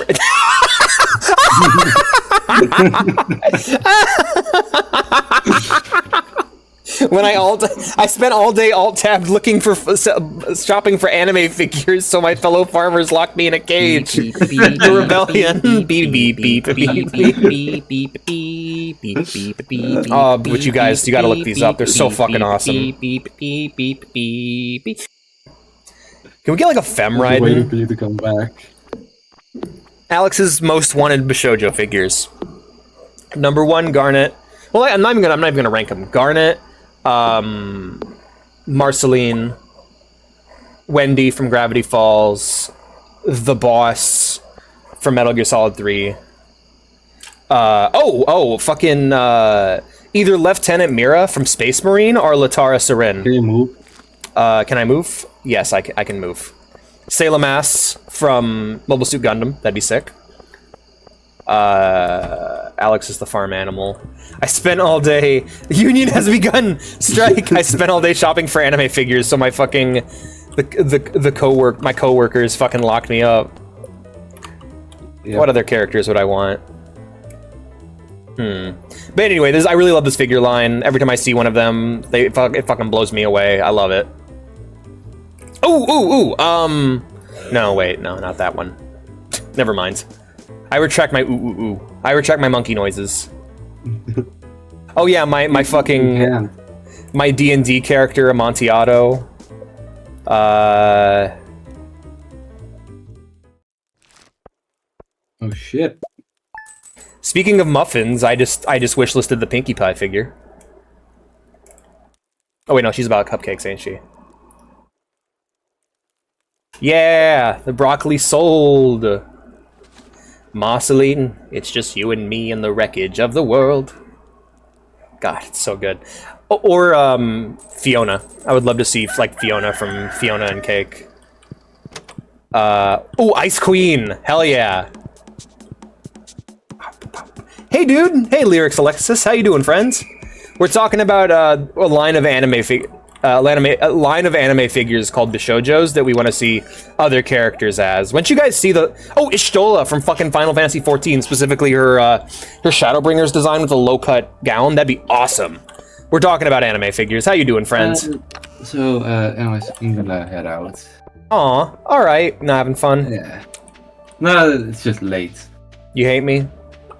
No, I'm kidding. You're just sleepy. All right, go get some sleep, TJ. Yeah. Hey, Alrighty, thank you, Alexis. Bye-bye. They smell so... The muffins are not cupcakes. They're just naked cupcakes if you think about it. Alex says something delightfully sinful. No, I think we're good. How are you? Yeah, all my designers are people I know personally that I hire, so it's all good. But thank you for being here, I appreciate it. I wish I could send you guys the smell of these cakes. Know the smell of the cakes. Blue, Toby Fox is here. Oh my god, OMG, it's him.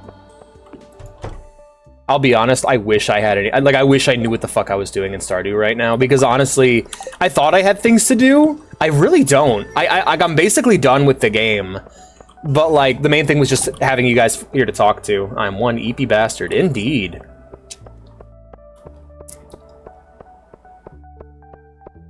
Oh god. Have you guys seen that video? It's like To Catch a Predator, but Chris Hansen is way too hungry. I gotta show you guys that shit. It is brilliant. He's a hungry... I guess you didn't expect on a hungry guy like me catching you in here. I'll let you go if you give me a slice. What is that, sausage or pepperoni?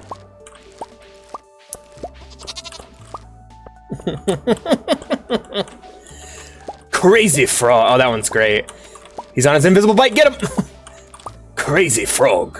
My favorite song. Crazy Frog's the name of the band.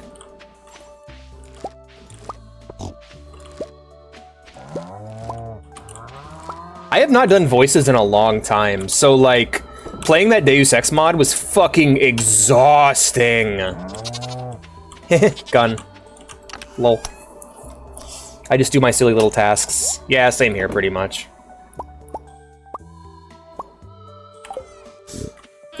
Ah, Crazy Frog. My favorite song.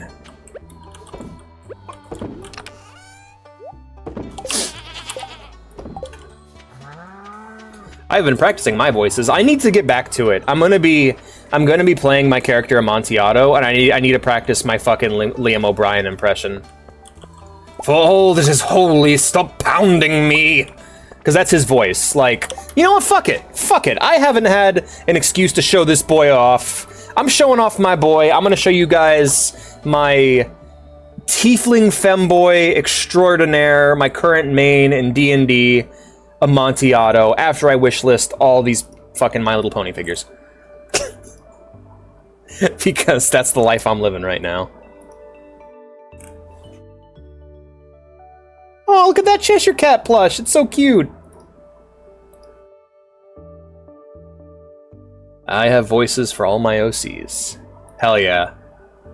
Vicey. Yeah, it's a Vice impression. Yeah, so let me tell you a bit about his backstory while we just chill here for a sec. Is time passing? It is not. Perfect. When someone else joins, we'll go ahead and do that. So Amontillado was born to a brothel in the town of Baldur's Gate. One of the cultures that this brothel has, one of the traditions, is that if any of the ladies are impregnated, the culture is to name the child after whatever drink the father ordered before leaving. And the father ordered a cask of Amontillado wine, which he took with him, but instead left his child behind. And so this little tiefling boy was given the name Amontillado. Amontillado grew up, and he kind of grew up in the slums, but he was always very good at making friends. He was very charismatic, very smart, and he was a bit of a magician. He liked doing magic tricks. He had a real passion for magic tricks, and so he would do jobs as a magician. And eventually he got involved with the criminal underworld as a sorcerer. And on his boss's 60th birthday, he performed a magic trick that banished his boss from this plane of existence. And so he had to flee the town and barely escaped alive. So now he's just trying to get a good thing going. He's a bit of a hustler trying to make some cash. And the way he looks is he is a very feminine presenting tiefling. He's purple. He's got very smooth skin and horns that connect to them. And he is very gay. He cares a lot about his appearance. He wears makeup, nail polish.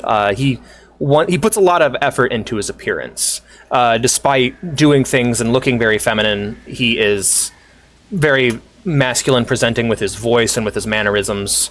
I guess he'd be described as like a pixie, you know, like if we're talking like old gay terminology.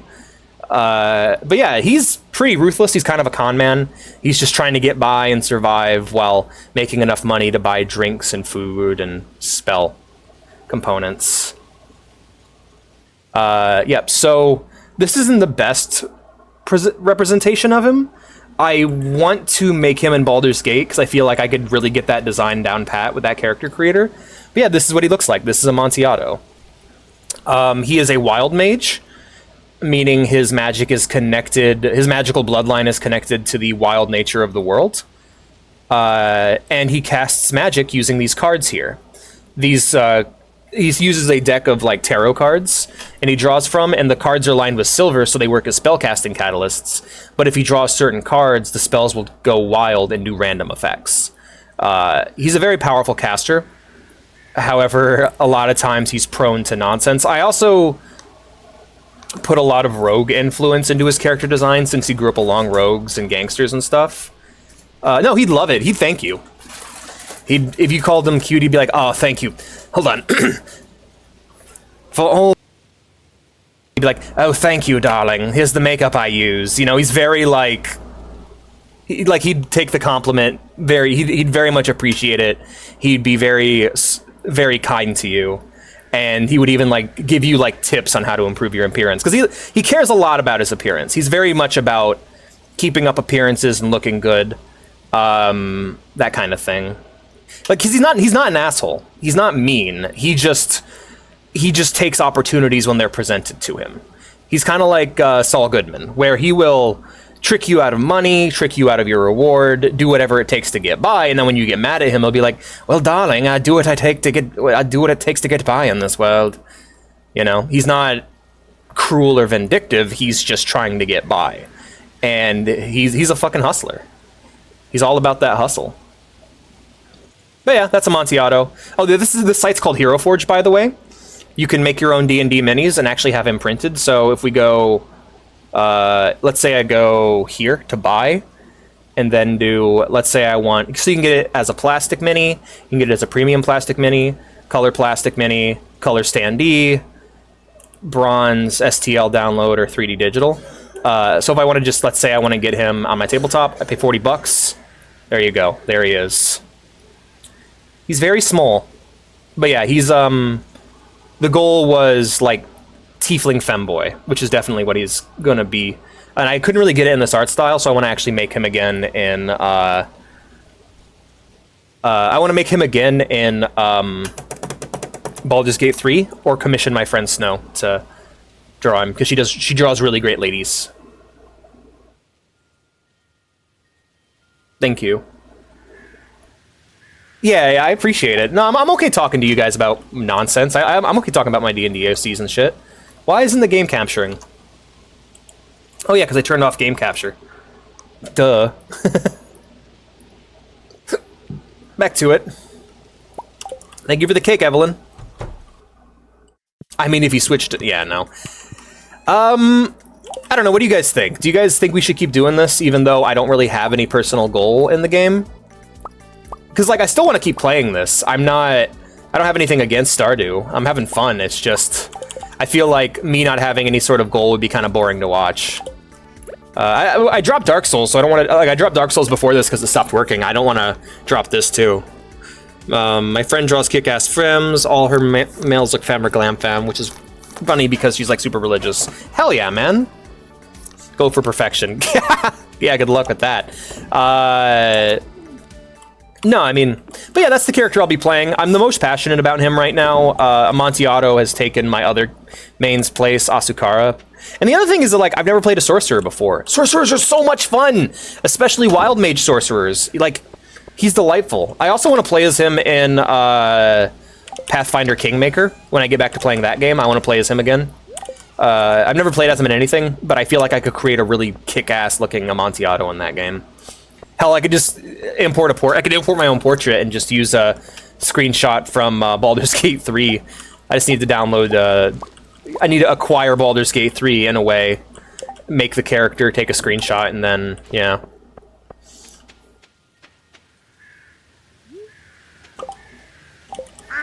Pumpkins. Abigail would love some pumpkins. But yeah, thanks for being here, guys. I'll be honest. If you guys weren't here for me to rant to about that person, they would have really killed my mood. Like, I don't like it when people I consider to be my friends are mean to me. Hot take, you know, but... yeah.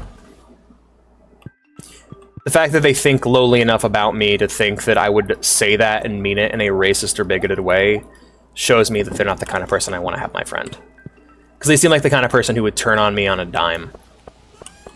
You need to adventure Baldur's Gate 3. Hell yeah, I will. That's fair, TJ. I get you, man. I got you. Now I'll just chill and talk to you guys until chat dies down, and then I'll probably wrap it up early. But no, that really bummed me out. I don't like it when people are mean to me. That was a very bad faith thing to say. Saying, hey, I deleted it because it was making people uncomfortable is one thing. I'd be like, all right, yeah, no problem. I get it. If like, that's something that I understand as a moderator. But the way she went about it was very insulting, very degrading, and I was not very fond of that. Which is why I was so rude in my response. Yeah, no, I'm just chilling, talking to you guys. Keeping the farm up and running, chilling. Let's head down south and grab some wood. Oh, see the name of the stream? I put the same thing, that announcement message I posted in the Discord.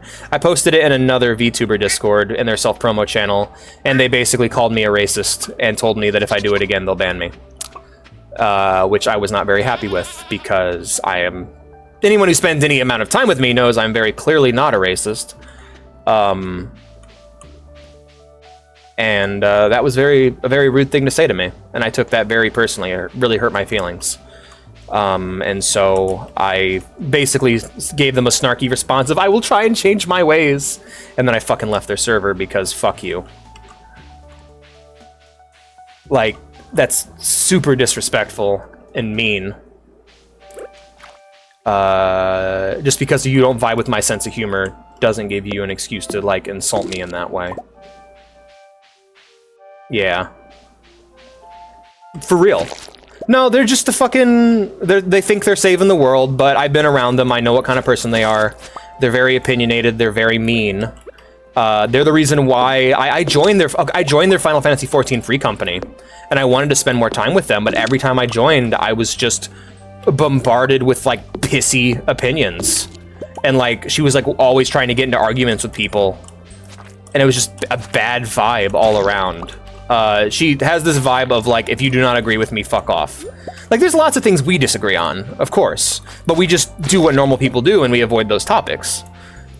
She was, like, every time I joined the call, it was like, oh my god, bitch. You're so wrong, and you're so annoying, and, like... She's just one of those people who thinks she's gonna fucking save the world by being mean to random people on the internet. And you're not. You're not gonna save the world by being a bitch. You're not special, you're just a bitch.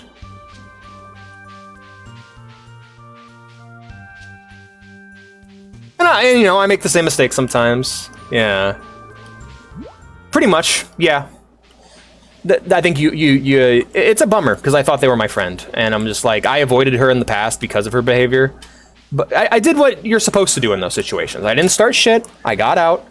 I didn't talk about her behind her back or anything. I wasn't mean. I left her alone. You're like, hey, man, if you just want to be mean all the time, if you just want to be unhelpful to me in my Final Fantasy XIV journey, if you don't want to help me finish the fucking Binding Coils of Bahamut, which I've been stuck on for a year,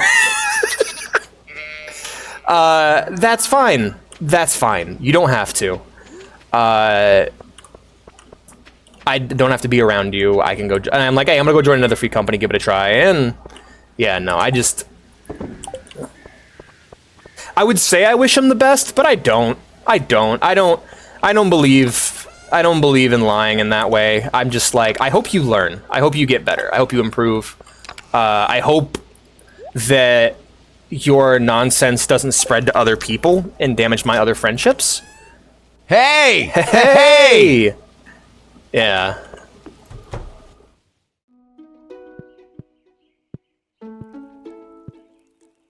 Oh yeah, no, like I use that. I mean, I use that word all the time to specifically refer to myself. I'm not, and well, no, to be honest. See, here's my mindset, and I know people disagree with me on this, and that's okay. We can disagree with each other.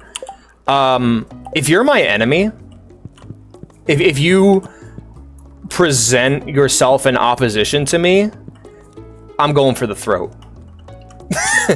There was a gay guy that I worked with who was openly gay. Well, I am gay, but I wasn't openly gay there because my boss was very right-wing, and I wanted to be nice. And there was a guy who tried to start like a fist fight with me at work one time, and it's actually what got me fired from that job.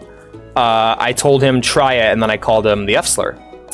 And it's like, oh, how could you do that? Are you homophobic? No, I just really didn't like that guy, and I wanted to hurt him. See, people don't understand that me calling him the F-slur, and the context of me calling him that was I had a wrench next to me.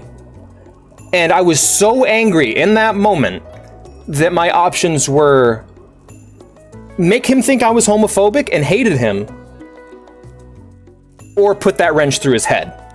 And I opted for the former rather than the latter. And if you put it in that context, I'm basically fucking Jesus. I'm not... Yeah, no, for real, absolutely. No, it's just, people are mean. You don't gotta be mean. I'm very kind to people that are kind to me, and I'm also very kind to people that are mean to me sometimes, because people have bad days, you know? But in that case, nah, that motherfucker wanted to fight, and so I was not pulling any punches. I don't believe, like, oh, does this mean that you hate gay people? Like, no. No, I hated that gay person because he was an awful person. It had nothing to do with him being gay. It had everything to do with me using what weapons I had at my disposal to dispose of an enemy. And I failed. I got fired for that. And you know what? I probably should have gotten fired for that. You're Jesus Christ walking, right? No, yeah. The restraint it took not to kill him. And it's like, oh, I would never. It's like, oh, good for you, man. But I'm not you. We all have different beliefs. We all have different ways of handling things. When people upset me, I try to understand where they're coming from. When people are needlessly cruel to the point of... yeah, it's more like, hey man, you want to be my friend? We'll be the best of friends. You want to be my enemy? Well, I ain't gonna say sorry. I don't know. I don't go around starting trouble. You guys know me. I try to be nice.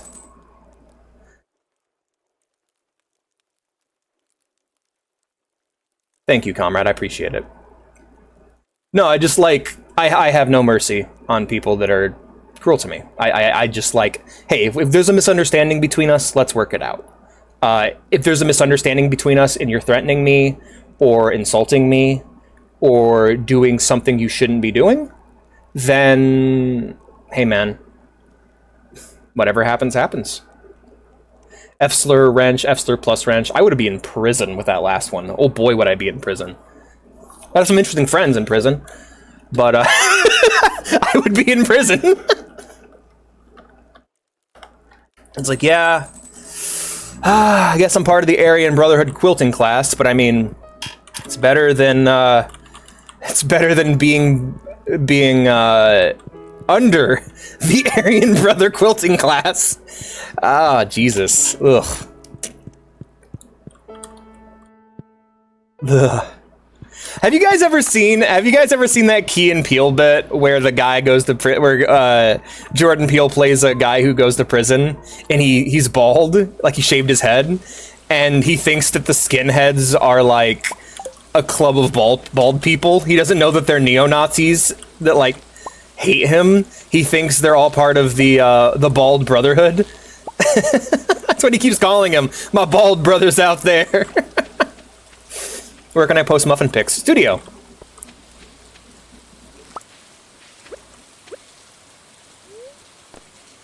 I don't want to eat the fairy rose, no, I just want to harvest my honey. No, stop picking the flowers! Stop it! No! My bald brothers. Kept calling them the Bald Brotherhood, which I like. I think that's super funny. But, also, just because I know of these, like, I don't know, I have a dark sense of humor. I find... I think that I don't know. Like, I look forward to my next PowerPoint presentation on stream, why I'm not racist.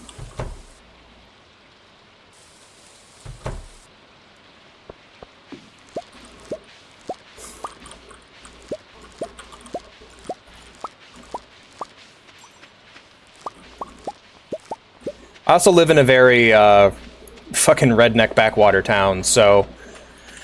I meet a lot of people that are just very casually racist, and, like, I'm just like, alright. Get out of my sight. I'm pretty sure the flowers have no effect on the bees. You know what? You might be right.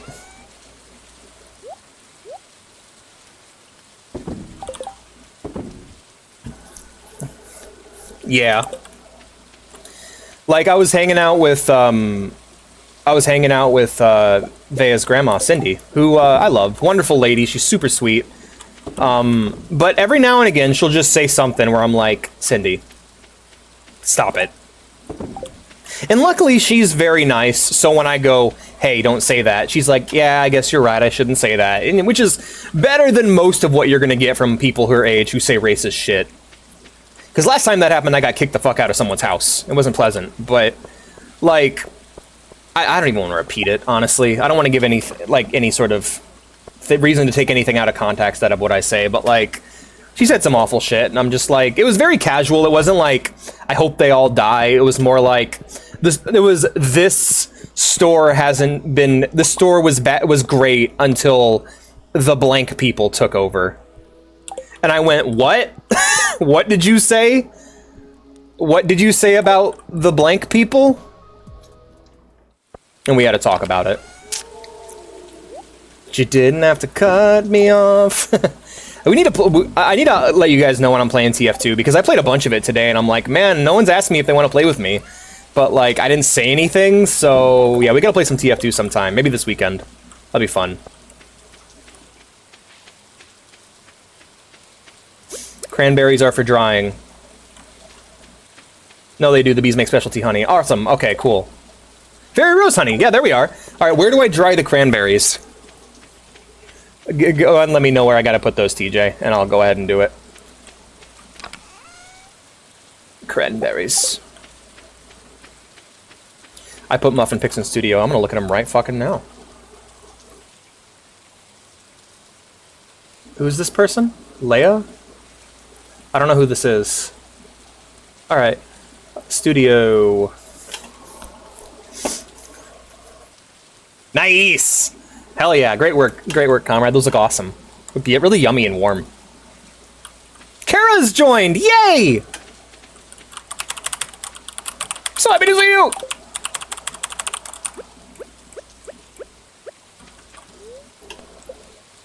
Here, have my fairy rose. And the dryer. The dryers are in the same room as the cheesemakers. Thank you, TJ!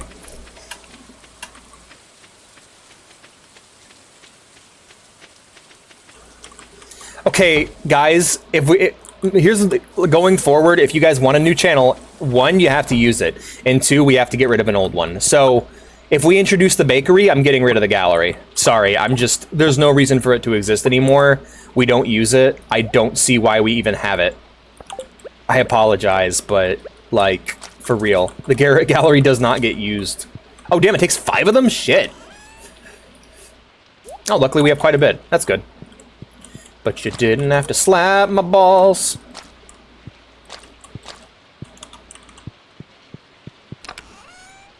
Yeah, I was playing earlier today. I was just like, oh man, I hope someone joins. I'm having a lot of fun. And yeah, I was playing TF2 this morning. Hell yeah. That's great. That's good to hear. But you didn't have to smack my balls. Ow. We don't use it enough. Hold on, let me see which one is like, okay, I swear we don't use the gallery that much.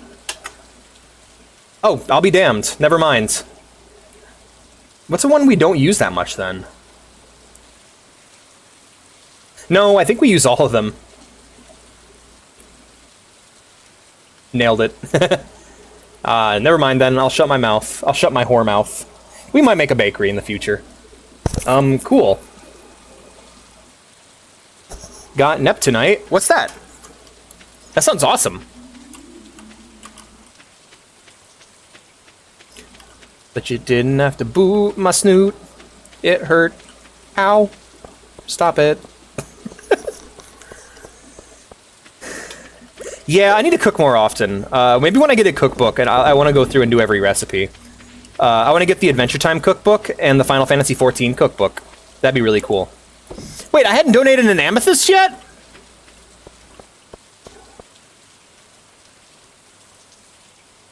I don't really know where to post most things, by the way. If you look at the lore, if you look at the top of every chat, it'll have the lore of the chat, and it'll tell you what to post where. Fire quartz. Fire sale. Carpenter. Oh, that's right. That's right. That's really good. I like that. That makes me happy. I damaged the cultural identity of Pelican Town because I was giving all of this rare mineral to my wife. That's wonderful. Beep, beep, beep, beep.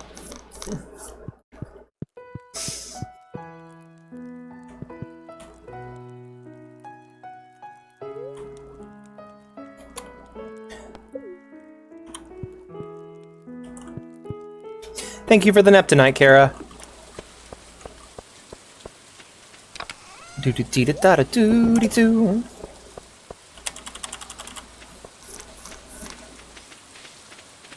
Destroys the local economy, selling nothing but cheese and wine. So I dived down the Stardew modding rabbit hole again. Again, you know, I think I do a lot of shitting on bad modding communities like Metal Gear Solid V.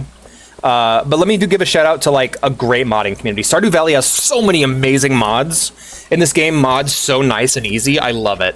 Like, my playthrough was glorious because of the mods I got. And I've been looking into Stardew Valley Expanded, and I think what I'm going to do, as much as I was advised against this, I'm going to... The first thing I'm going to do is I'm going to play a year offline by myself. And just see how it plays, and like see what kind of issues it causes / doesn't cause. But there's a fucking taxation and economy mod that makes it so if you sell too much of one thing, it'll fucking go down in value. Pam horse, hell yeah. Oh hell yeah.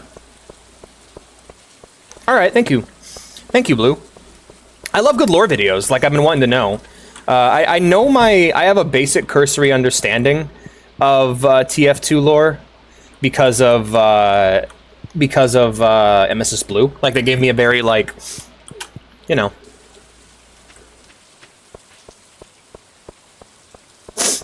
Yes, that sounds about right. It goes down in value? No, right? Aw, thank you, Kara. That's awesome. I'm glad you like the flower. That was just me welcoming you. Mew, mew, mew, mew. Man, it's been a really good night, you guys. Thank you for being here. I appreciate it. This has been a very, like, good chest feel stream. Like, I'm very happy. My chest feels good. It's good times all around. I'm glad we're talking. I'm glad we're having fun. It's been very nice. I'm not crying. And he's right. Meow, meow, meow, meow, meow, meow, meow, meow, meow, meow. But no, I plan on re-enabling all my mods, and seeing which ones break and seeing which ones don't. Honestly, I should probably just update all of them. I should do a clean install and remod everything when I play Stardew Complete. I want to do Ridgeside Village first. My next Stardew project after this is going to be Ridgeside Village, where we're going to play as a grown-up Ace years later, going out on his own farming adventure, while his sister Lily takes over the farm at home. Hello.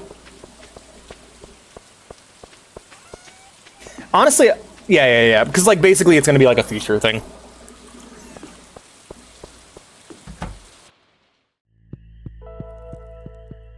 I don't know what I'm going to do with Lily yet, because, like, all the other going to the big city mods are standalone, are like, part of the game, but Ridgeside Village is the only standalone one I know of.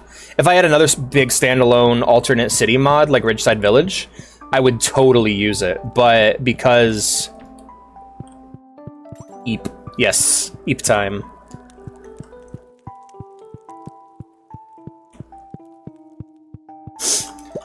But yeah, right now Ace is going to be the protagonist. I'm going to make him kind of look like me, but have longer, shaggier, purple hair.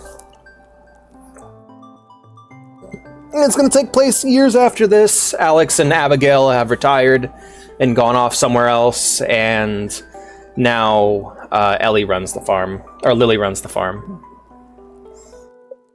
I love doing that, by the way. I love creating little stories with my OCs. Like, in Baldur's Gate, for instance, Baldur's Gate 1, I'm playing as Verde Thunderborn. She's like an orc lady, and her granddaughter is going to be my protagonist for Baldur's Gate 3. Same thing goes for Elder Scrolls. Check the Sign of Great Wisdom, indeed. Like in Elder Scrolls, all my characters are going to be, like, related to each other. I love that idea. I'm afraid me need to go. No!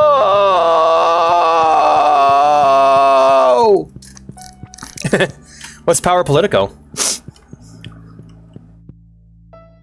That's okay, comrade. I hope to see you tomorrow on the Mass Effect stream. Nice. Hey, if it's good, I'll add it to my watch list. Everything I've seen of it has made me smile. I've enjoyed it. It seems like just good kids' entertainment.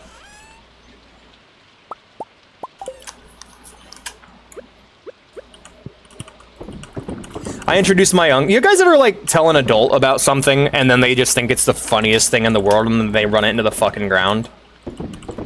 I told my uncle what a brony was, and he didn't think it was... Like, he didn't think what it was that funny, but he thought the name was hilarious. And so he just fucking joked about it over and over again and just ran the joke into the ground. Alrighty. Uses his hidden power. I'll have to check that out. That sounds fun. There's a lot of little guys crawling around in my house. A lot of cats, a lot of kids. Nice, another rainy day. Perfect. Don't gotta water shit. Hell yeah.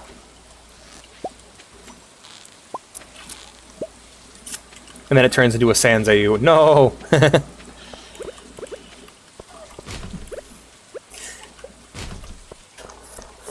Ultra kill, Gabriel.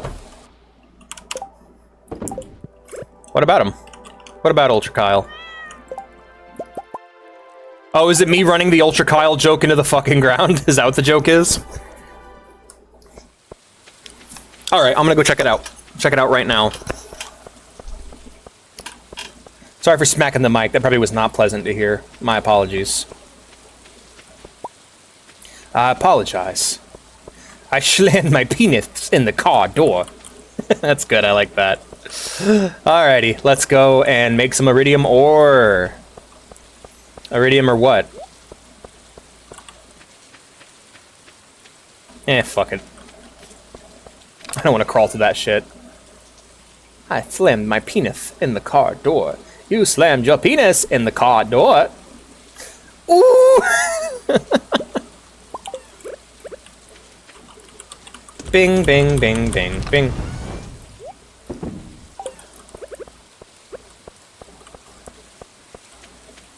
just watched my money drop drastically and my heart fucking skipped a beat.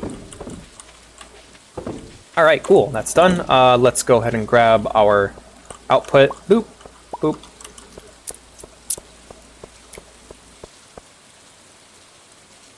Making an Undertale AU, so more art in the OCs and story.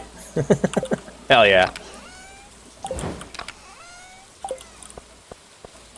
By the way, all of you who are kind of like, I don't think there's a lot of you because I tried relaunching it and nobody cared. But those of you who are in here and wanted to partake in the Discord D&D thing, I do recommend you guys take your characters and try to find yourselves a group. D&D is a lot of fun, and I'm sure there are other tabletop games people like more than D&D. However, it is the easiest one to get into, so I'd recommend checking it out if possible.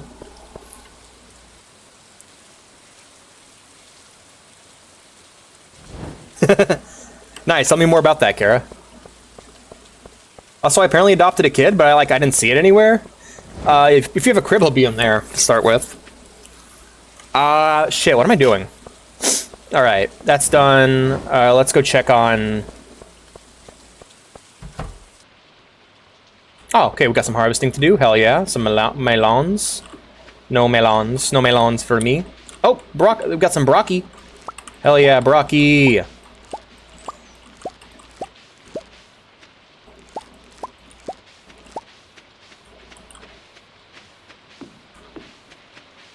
Oh, no, we're not disbanding it. I'm just saying it won't be likely that we... Hey, what do I do with these summer spangles? I'm just saying it's not going to be likely that we do the text-speech thing anymore, because I tried it. Or the D&D text adventure thing anymore, because I tried it and I couldn't get people interested. Like, it was, nobody responded. Nobody replied. It was just dead air. And that's fine, you know. And I was just saying, if people who wanted to play, who didn't get the opportunity to come back, I'd recommend they take their characters elsewhere and do something fun with them, you know. Like, don't let your DM stop your D&D journey. Ours is currently just waiting on time. Like, literally, it's on hiatus until we figure out how to do it again.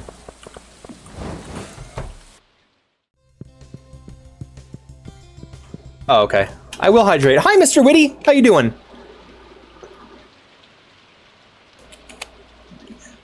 I slammed my penis in the car door. All right. No.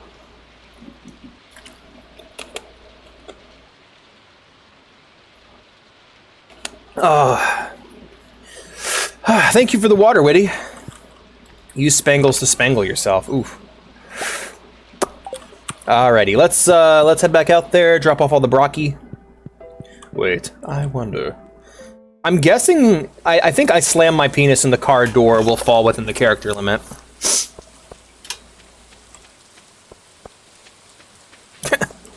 I see you over there writing on it right now. Go to the subreddit, see about finding people there. That's usually how I find people to play things. Let me look at what summer spangles are for. Stardew Valley, summer spangles.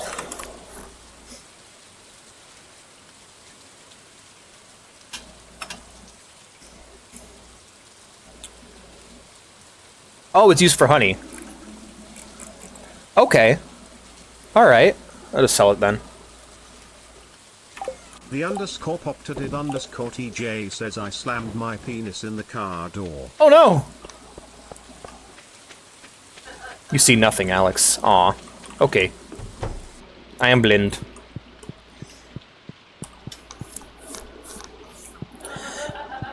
Well, all you gotta do, Fancy, is wait for me to beat Super Mario 64, and then wait for me to return to it later on the co-op slot. Because I will. Now that I know it exists, I'll return to it. In a lot of ways, I feel like we live in an era of dreams, you know, when it comes to games. Shane's like, where's my wife? I miss my wife. But yeah, in a lot of ways I feel... Ow! Meow, meow, meow, meow, meow. Meow, meow, meow, meow, meow, meow, meow, meow. No, it's still here. It's here, and then there's bits rewards. Remember, they're never gone. They just get moved down to the bits rewards. Bonus ducks. Call her again. But no, Pansy, that's how we can play Super Mario 64 co-op eventually. Or we can just have a day where it's just you and me hanging in chat. Like, you see me hanging out in chat, and you can just come ask, and I'm like, alright, I can try and set it up. But I usually don't set things up until I plan on streaming them, or if I plan on playing them on my own. So, it's never happening. No, shut up, it's happening. You just gotta be patient, my dude. We're done. No, no! Fancy, do not give up the hope. Flowers look pretty. Thank you! I planted them there for the bees. Actually, I'm gonna go get some...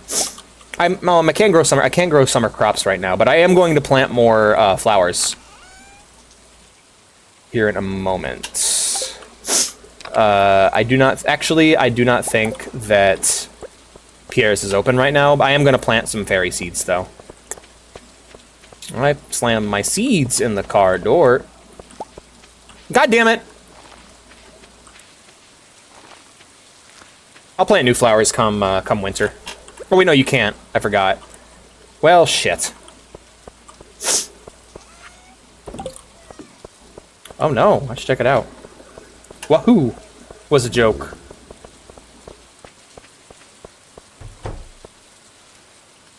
Yeah, pretty much. Don't pregnant man react me. We're done. But yeah, like, that's the way co-op streams are. I play the game on my own to completion, and then I come back to them as like a season 2. Yeah. I like that. I think that's kind of cool. I like doing that. I like keeping games open as like, if I really like a game, I'll play through it again in co-op.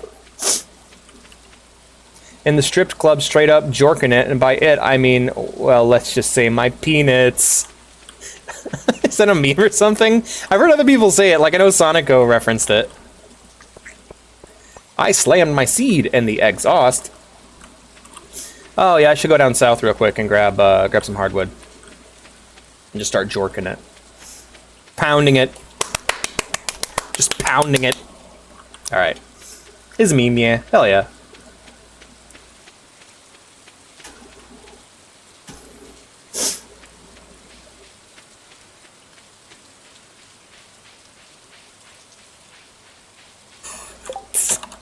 Dude, do you want to know the actual list?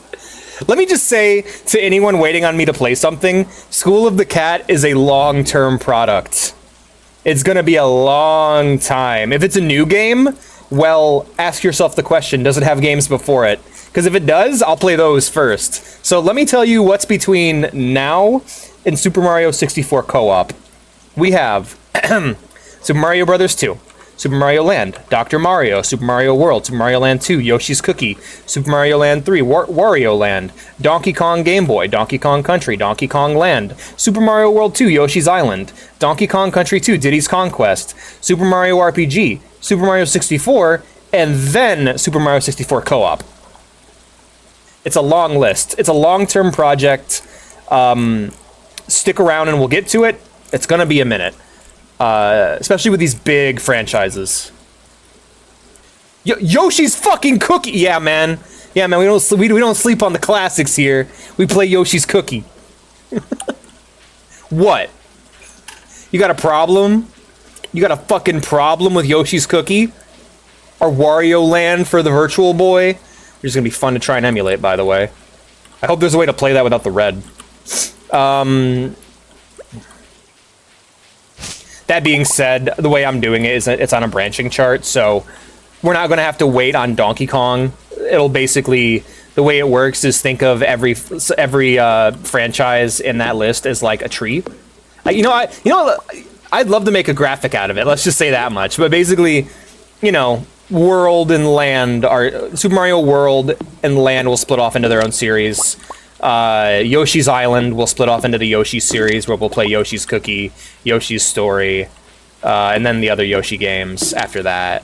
Basically, every franchise will split off into its own individual stream list. And so, it won't take... What I'm saying is it will not take that long. We don't gotta play through all these fucking titles on the list before we get to 64. That was more of a joke.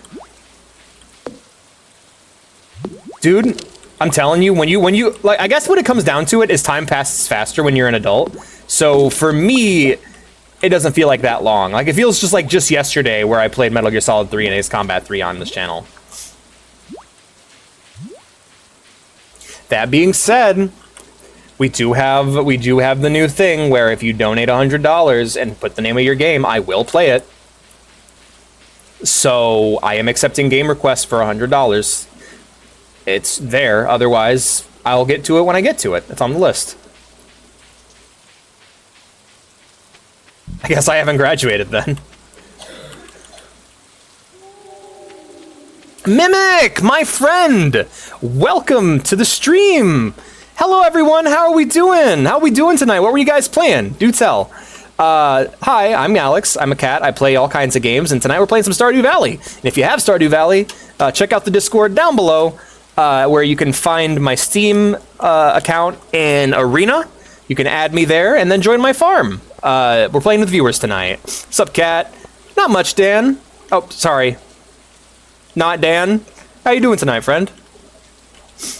Laughs and broke. Also, quick shout out to Miss Max Mimic. Very good streamer.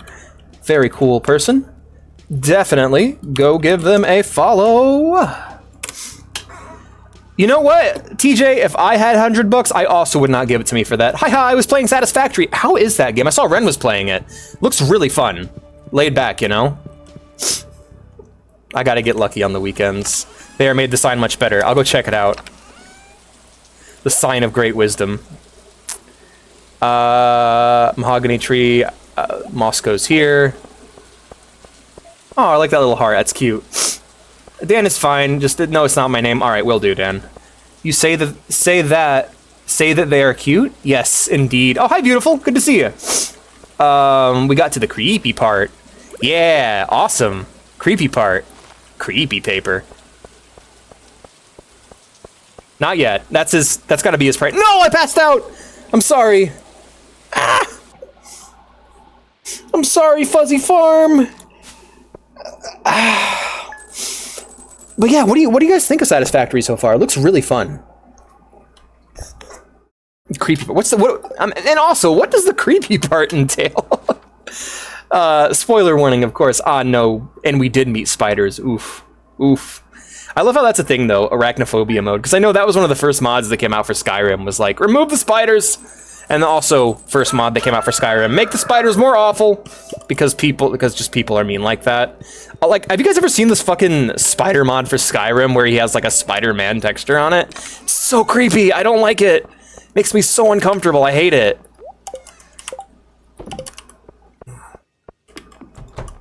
Those spiders jump, hell yeah. Can you shotgun them out of the air? Pomegranates, or however it's spelled. Yeah.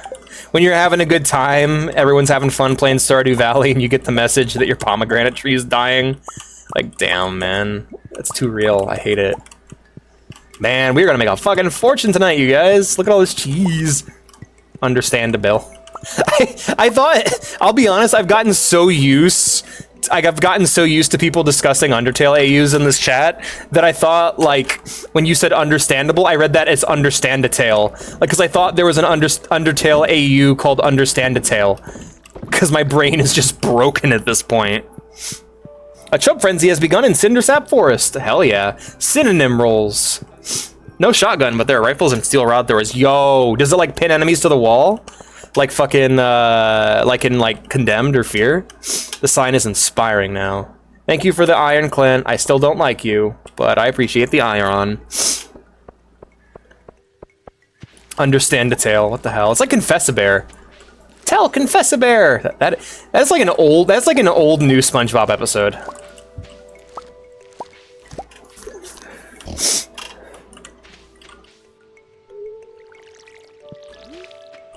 Oh, man.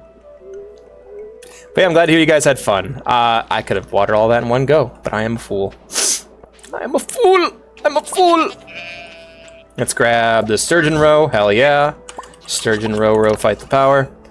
And then from here, and we'll grab one Sturgeon Row, and let's put the Brocky in here. Get the Brocky in there, and then bam! Grab a Sturgeon Row, grab a Brocky, and we'll go ahead and put those in the preserve jars. Doopy-doo. Dum-de-dum.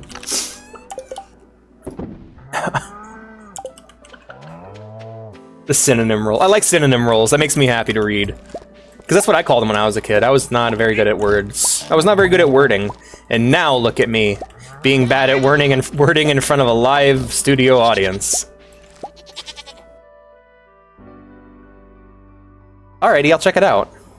It has mouse look. Cool.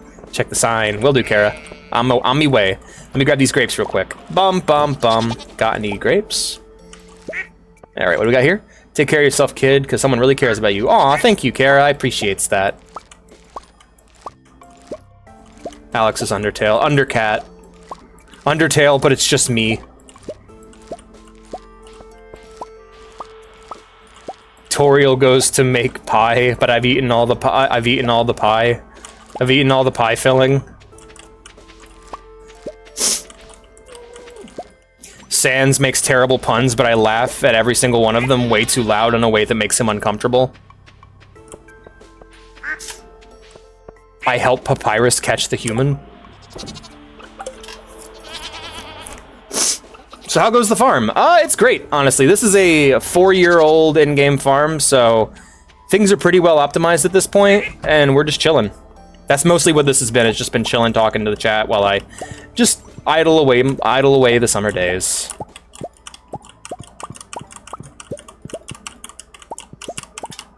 Gotta go sleep. May your harvest be plentiful.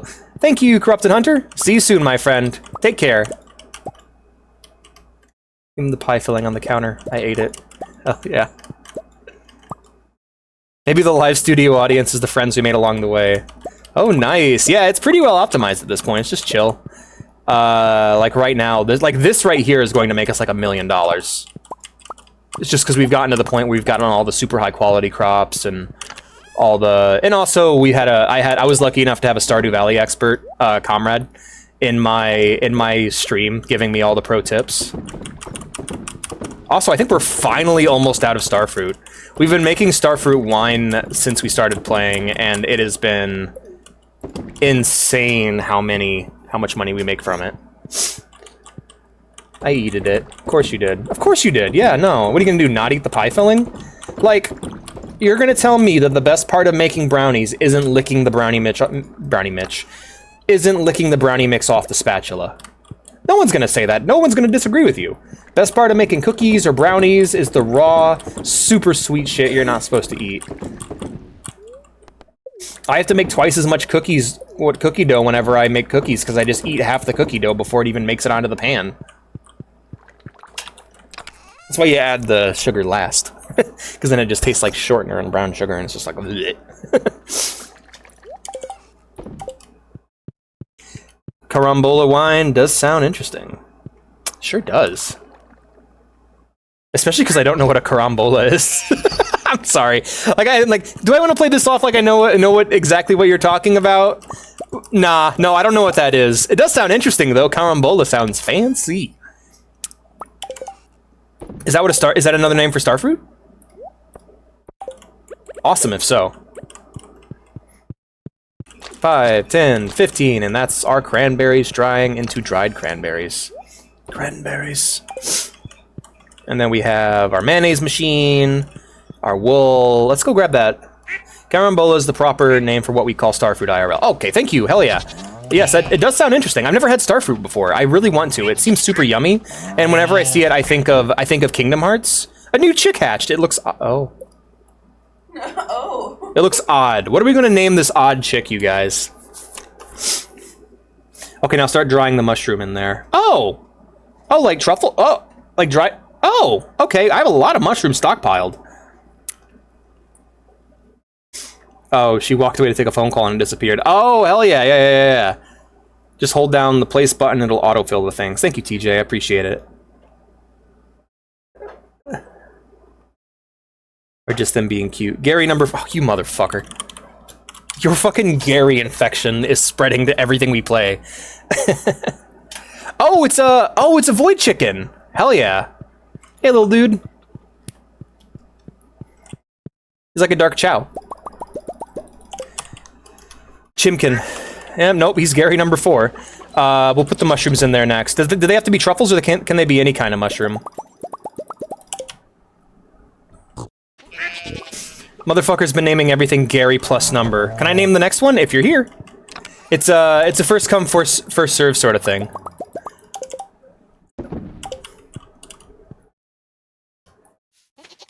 Oh, why'd you call me an asshole, Pansy? Chin. Oh, did I miss you? I'm sorry. Oh no, you're right. Oh shit, I'm sorry, Pansy. He was first. Okay, thank goodness. You're saved from being named Gary 4, little guy.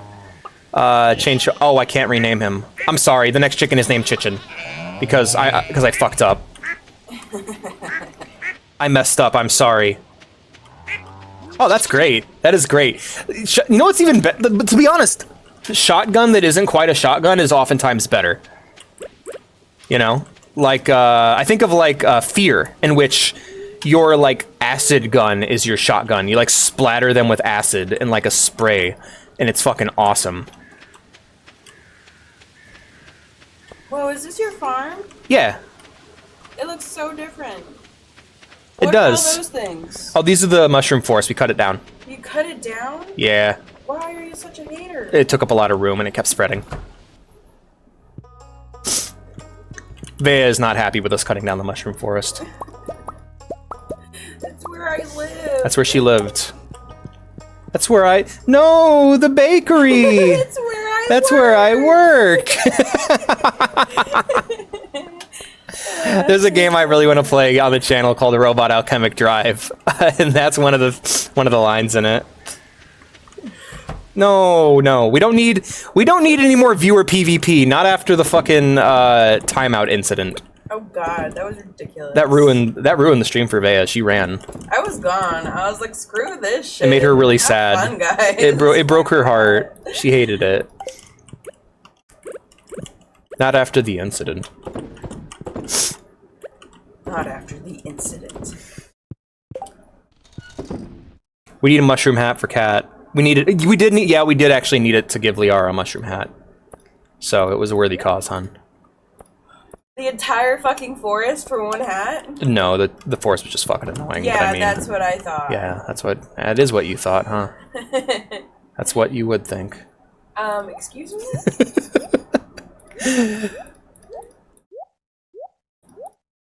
God, so much stuff. And then all these mushrooms, which I will now start taking and making into dried mushrooms. I don't have enough time in the day to do everything I wanted to do. Give me a kiss. All right, will do, hun. 1 sec. It wasn't my fault. Blame Alex. It was not a fun time. Yeah, it was rough. Egg. Egg. Me money. All right, that was terrible. That was the worst Mr. Krabs impression I ever heard. How dare you besmirch his good name with that crap. I had to do an IRL QTE to quit myself from over. Dude, I'm sorry. I didn't even notice. I apologize. I'm actually listening. I'm actually steaming. Oh no. Steam him like hams. Egg. I love the egg.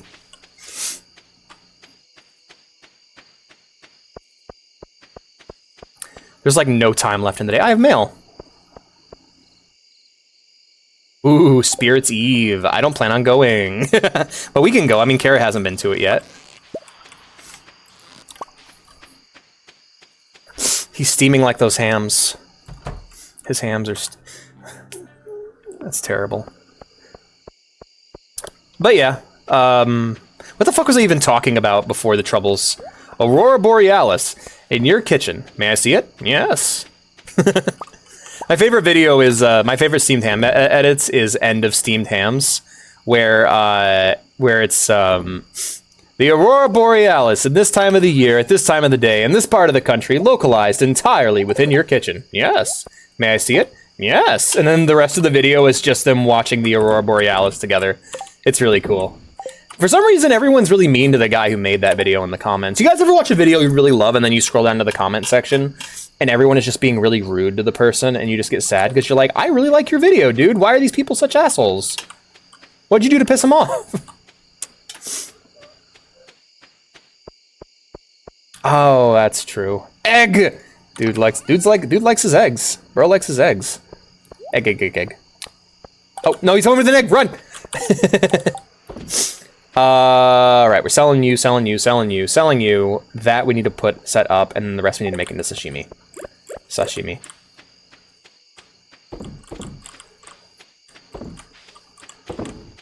There we go. And yep, we'll convert the rest into sashimi. But now it's just messed up. Damn. Sorry, Pansy.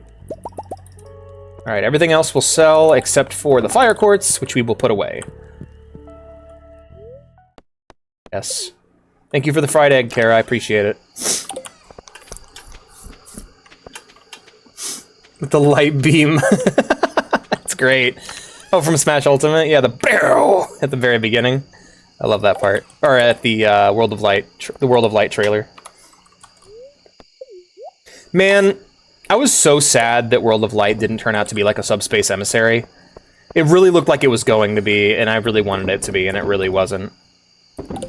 Alright, now that everything's sold, we can go to bed. And make big money. Blame Alex. Yes, please blame Alex. Blame me. I would rather you guys be mad at me than at each other. I will take on all of your sins. All over my face and shit. Okay, no, that's not. Eepies. You are allowed to sleep while you watch my stream. That is okay. If you gotta lurk and take a little nappy, that's alright. But yes, thank you so much for the raid tonight, Mimic. I really appreciate it. The stream's been popping. It's been a wonderful time, and I'm happy to have your peeps here.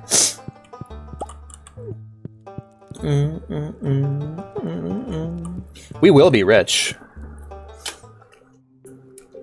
Aw. I don't have a blushy emote. Damn, I need to get one. Would they be on brand for me, though? Because I'm kind of like a shameless freak of a cat. I do have some shame, though. If anyone's seen my Inquisitor Trainer Let's Play, they'll know I have shame. Oh boy, Schnifflies. Akix, no! What? How is social eating allowed, but you can't fucking sleep on stream? Like, what the hey is that? Somebody fart once and Twitch was like, this is unacceptable. That's right. Don't blame yourself. Blame me. Yeah, exactly, right? I won't scatter your sorrows to the heartless sea. I will always be with you. Plant your roots in me.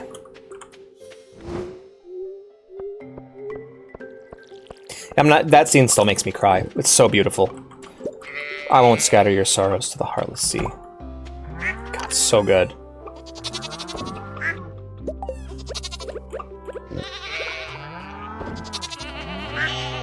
Man, when people saw him rub the ashes on his fucking face after the cremation scene in the trailer, people thought that like he had gone fucking insane. Like, oh my god, is he literally like doing a weird warrior ritual where he's rubbing the ashes of his comrades on his body? Excuse me. Sorry. You can blush even without shame. Damn, that's true. That's true. I am dumb, Lamau. That's all good. It's all good, man. He's doing whiteface! No, I'm a demon. Dude, is that fucking blackface? God, I love Smiling Friends. It's so good.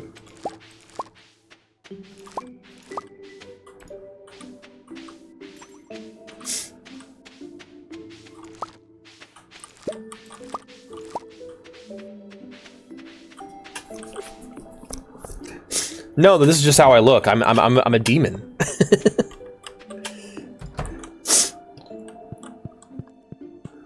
It's a kill shot! Eepies, indeed.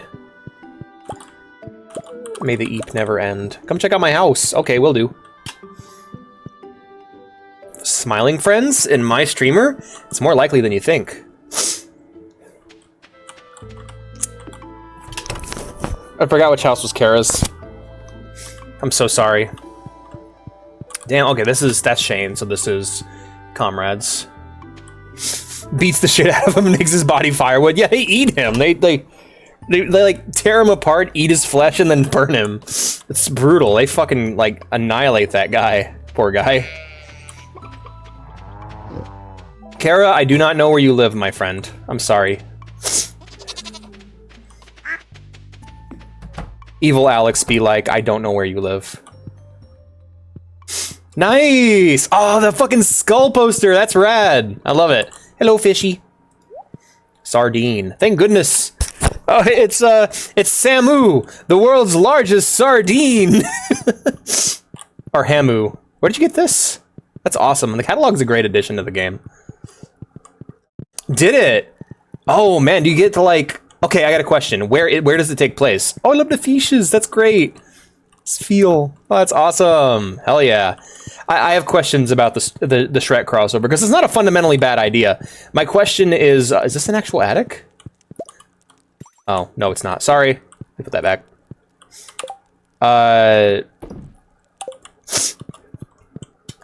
Do you get to like clean up Shrek's farm? Or not Shrek's farm, Shrek's house, Shrek's swamp.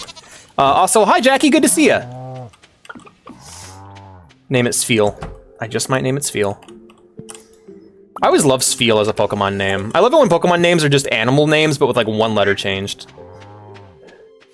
Like, oh, Girafarig's great, because he's just a giraffe palindrome, because he's a giraffe with a head on each side, like a fucking Ouroboros.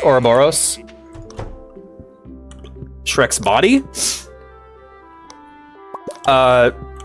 No, not. Maybe.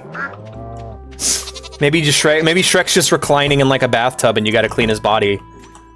Okay, I don't like that. Make sure you get under the no, that's not his accent. Make sure you get under the skin. Ugh. Oh, okay, I'm done. I'm done. I don't mean I'm done with that joke, I mean my career is over. It's over. It's all ogre for me. Oh, Jesus. You know, I thought Shrek would I don't know what I was listening to, but they're like, man, Shrek is just a meme now. And it's like, no, those movies still kick ass. Like, those movies are still awesome. At least 3 of them are. And what three of those movies are is, well, depends on what kind of Shrek fan you are. Because me personally, I think okay, top 3 Shrek movies, go. Number 1 is Puss in Boots 2. And immediately I have pissed people off. But no, number 1 is the top 3 Shrek movies. Number 1 is Puss in Boots 2: The Last Wish. Number 2 would be Shrek 2. And number 3 would be Shrek 1.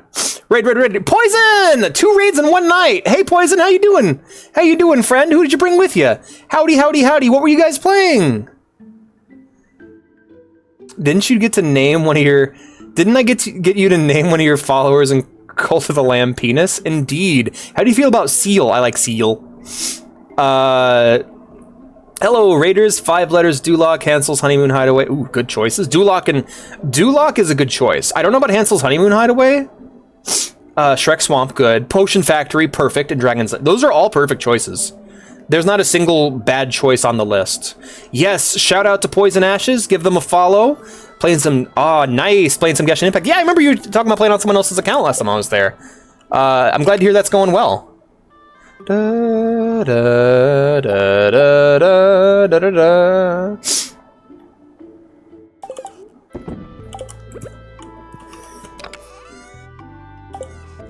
All right, we got 6 cheese machines. Need 6 of these. 4, 5, 6. It's named Nuts. Oh gosh. I named a new villager that was like a yellow weasel. I named him Piss Weasel in Cult of the Lamb. Yeah, Shrek, like that's the number 1 place because it's like filthy, right? Does he get mad at you if you clean it? Because that sounds like something Shrek would do. He likes his swamp is like tactically dirty. Like you look at it and you're like, he doesn't give a shit. But nah, in reality, the dude's swamp is like messy on purpose. He likes it that way. And who are we to judge him? Honestly, he's a fucking hero. He's my hero.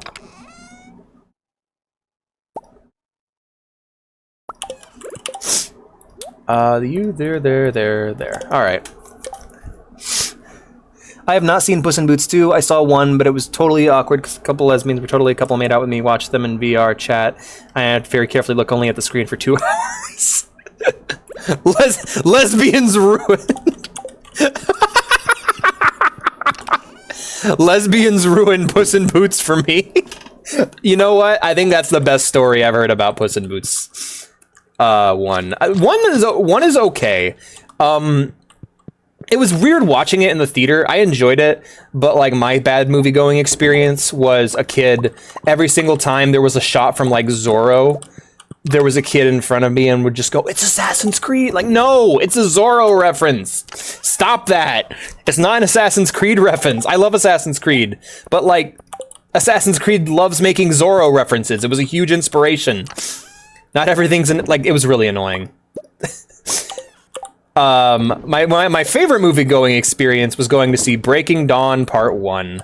I'm not even that much of a Twilight fan, but I was watching the movie and Jacob showed up on screen, and all the girls, a bunch of teenage girls in front of me went, "Oh my gosh!" And I just yelled out, "Oh my god! He's in this movie too!" They were silent for the rest of the film. It was fucking great. Oh man, glad you appreciate Zorro. Dude, I love Zorro. Zorro's awesome. I read the first book a while ago. It's very good. I've always like, I love Zorro. Zorro appreciates. It's an Assassin's Creed reference. No, it's not. It's a Zorro reference. Shut up. Shut up, kid. I was also a kid at the time. This kid was just getting on my nerves. That'll become wine. Pineapple spangles will get sold. Okay, let's head into the wine room real quick. Oh man, I literally do not have enough time in the day to do all the work I need to do in this, which is great. It's a great feeling. He's in this movie too? Just... oh man. I thought the first Twilight book was like terrible. Just like saying, no one, don't worry, no one will be there. I liked it when I read it. I didn't like the movie. Just, the movie was very gloomy and boring. Like, the characters were so colorful and, like, full of life in my head. But then the movie's like, gray, boring town, and a gray, boring girl.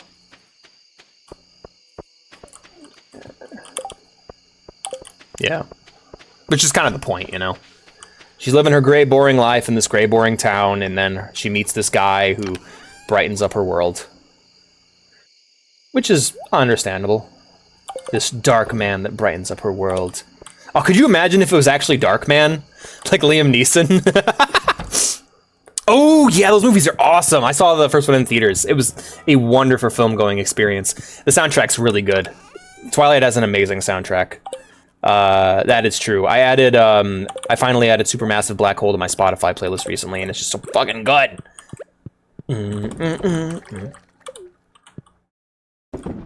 Oh yeah, and the baseball scene is fucking phenomenal. Like, I love it when people do fun things with vampires and, like, think about how vampires would do mundane things in a different way. And,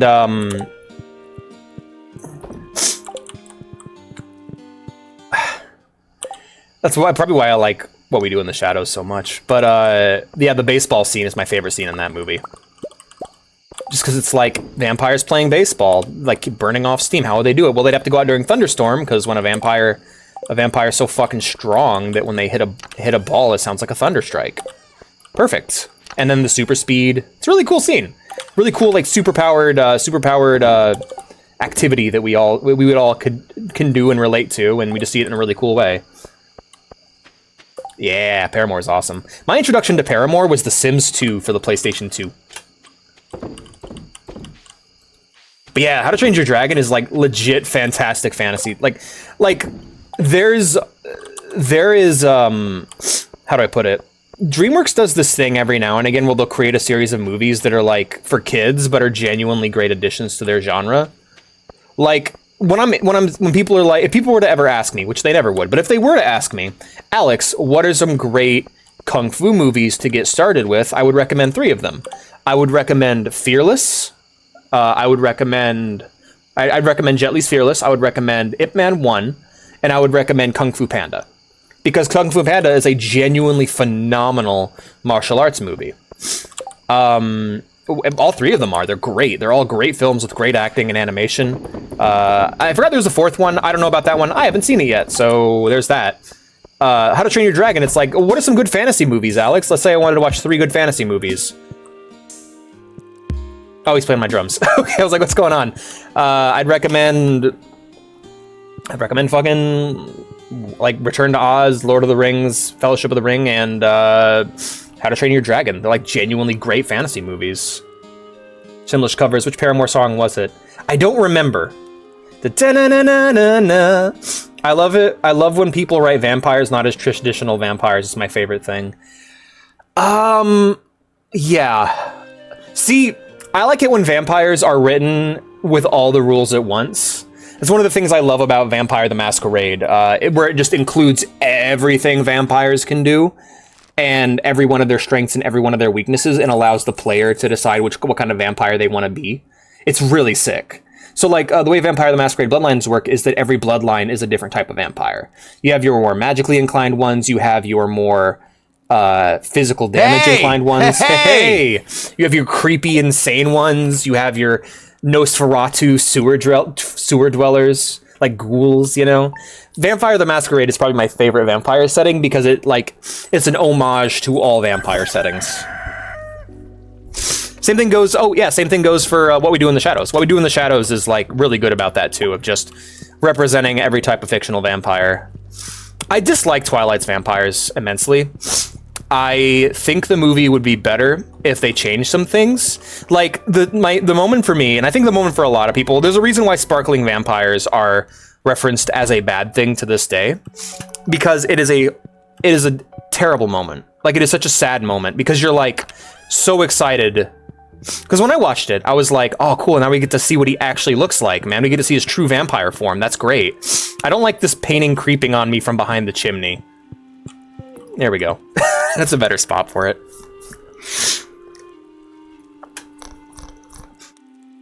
Oh, yeah. Kung Fu Panda's got some, like, genuinely great... Don't watch Aragon. It's fucking awful. My favorite theater movie, bathroom graffiti. Hell yeah. How was that movie, Jackie? Oh, god damn it. Yeah, there we go. I keep accidentally picking the flowers when I don't mean to.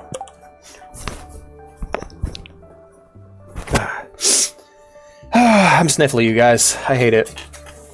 But I was really hoping that Edward scene where it's just like him talking about how scary and how much of a monster he is followed by him being all muscly and sparkly. It's like, this is the skin of a killer. It's like, shut the fuck up, bro.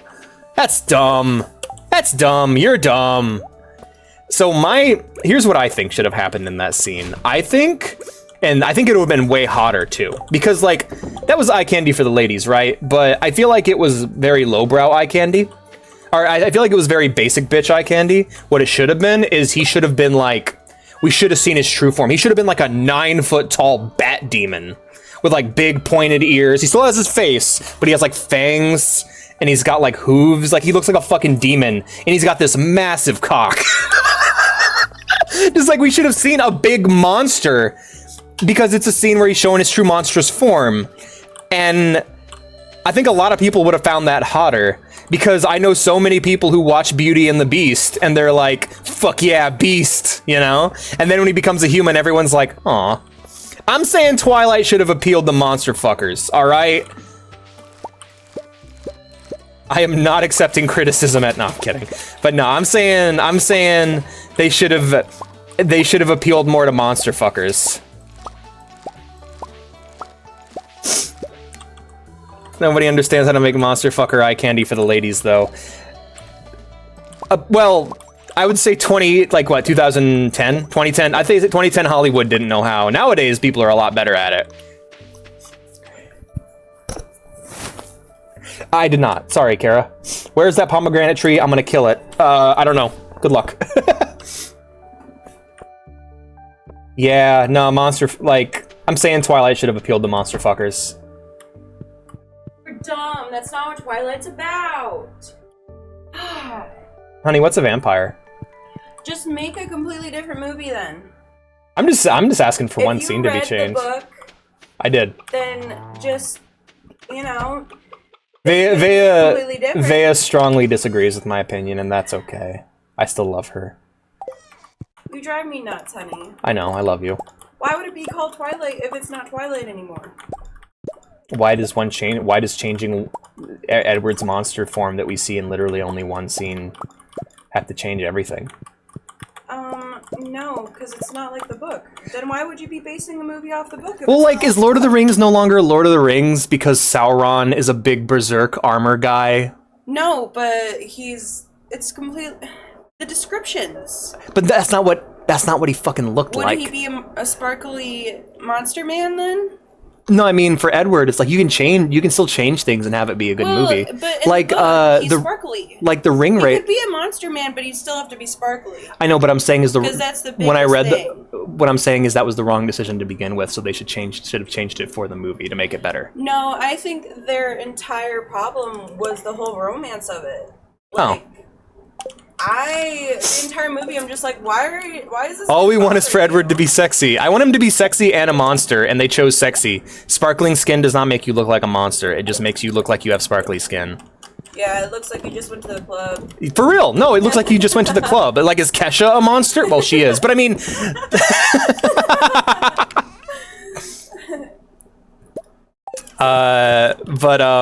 no, for real.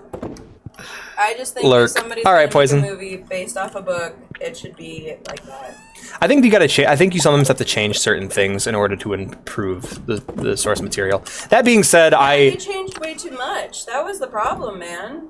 Like, when I read the book, I can see why they fell in love with each other. Yeah, When I actually like their I'm romance just in the like, book. You guys have nothing in common. None of this makes sense. I hope you guys are enjoying overhearing this Twilight argument. I'm just saying that if your story is going to be about fucking a monster, make your monster look like a monster. I'm just saying. Like, if the Beast shouldn't be look like a hairy dude in makeup. He should look like a beast from Beauty and the Beast, He's you know? a hairy dude in makeup. Kesha the pop singer? Yeah, she's all sparkly and shit. She sings about, like, having glitter stuck in her hair, putting glitter in her hair in certain songs. Girl likes her glitter. No, it's just I think the fucking sparkly vampire shit's lame. I mean, everyone agrees that it's lame. It's just you just gotta change. Like, that's not one thing that's gonna save the movie. The raccoon is hungry. I don't have anything for him.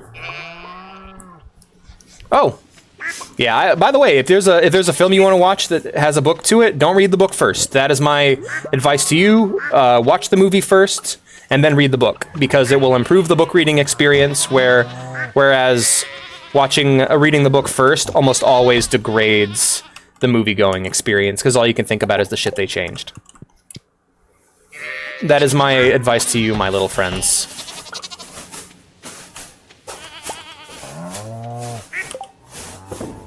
Man, I got so much shit I gotta do now. Holy crap. Right.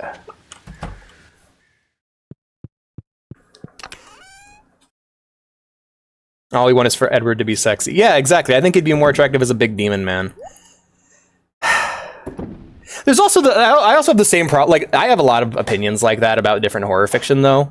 Like, I think if you're making a movie about demons, like if you're making a scary movie, right, and you're making a movie about demons, do not make a traditional looking devil. If you make a fucking red demon with hooves and horns and a red tail and all that, I'm not gonna be scared. I'm going to laugh, because it's gonna remind me of fucking Dave Grohl from Tenacious D and the Pick of Destiny. That's all I'm gonna think about. Like, it's not gonna be scary to me, because all I'm gonna think about is the silly devil from the end of Tenacious D and the Pick of Destiny. If you're gonna make a demon in a movie, I should not be able to tell what the fuck I'm looking at when I see it. And that's one of my favorite things about The Witch. When you do get a glimpse of the demon of Black Phillip, he's like a shadow with a voice. It's so creepy, and I love it. You know, if I was old enough. Right, of course. Gotta add in that qualifier, Pansy. Yeah, don't ever read the book. Don't ever read the book first. You'll ruin it for you. Ruin it for yourself. In fact, if you're going to read a book, look and see if there's a movie adaptation. And if there is, wait. You'll have a lot more fun.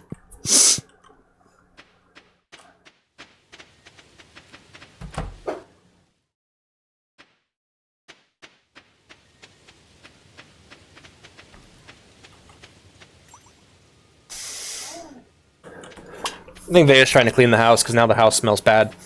Thank you, Kara. I appreciate that. It's really nice. Right, okay. Yeah, I just want my monsters to look like monsters, that's all. Because the whole thing with the vampire is that it's a beautiful person with something dark hidden underneath. It's like based off of real life nobility and how like these beautiful, charismatic people often had these dark fucking things hidden within them. They were like Patrick Bateman, you know. If Patrick Bateman was a vampire, it would make perfect sense. It's just he's this beautiful man with these dark things hidden within him, and that's what vampires are.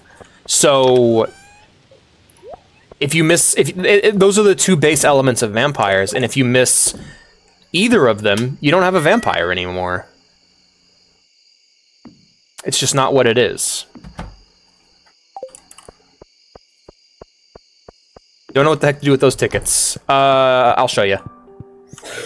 Hey, Abby, can you... There you go. God, it smells awful now. There we go, there we go, there we go. Selling all that shit. Oh, I gotta move all the cheese downstairs, yeah.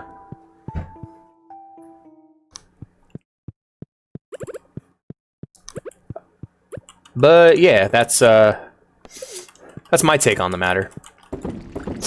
The more monstrous and bizarre and alien something can be, the more I like it. It tends to like my favorite werewolf transformation is probably in the Wolfman remake, where you can see there's a moment in the movie where he is basically they think he's a serial killer. They have him trapped in this viewing gallery with all these psychologists, and he's trying to explain to them that they need to leave and get out of there, or else he's going to kill everyone there. Because he's a werewolf. But they won't listen. They're all laughing at him. They're like, haha, this guy's so crazy. We're going to dissect this guy and study him, yada, yada, yada, that whole thing. And his warnings then become threats. Until finally we see his bones start to like pop out of place under his body as we see the physical transformation of man to wolf happen from the inside out. And it is grotesque and terrifying until finally we see just the skin slough away to reveal the beast underneath. Just good fucking gore werewolf shit. Love that.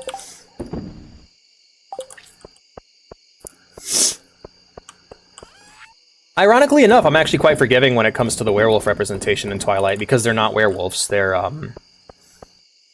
honestly, Jacob's family is closer to druids than werewolves. It's like an ancient tradition thing. It's a skill they have to learn. It's not like a curse. They can do it whenever they want. They're not quite werewolves. They're more like druids with wild shape. So for me, it doesn't really bother me that much because they never at any point claim to be werewolves. BRB. All right, Kara. See you soon, man.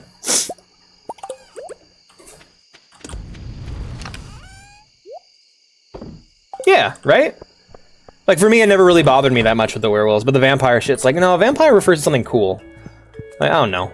You know what? Huh. I think the Vampire Diaries does it really well, where they look all pretty and stuff, but then the second they go all, like, vampire and shit, they're, like, creepy veins and stuff show up in their eyes, and they go all red and creepy, and I'm like, yes. Yeah. That's kind of, I feel like, what should have gone down. Yeah, they're CG wolves, absolutely. Yes, of course. No, they brought in the real wolf. Wolf did it!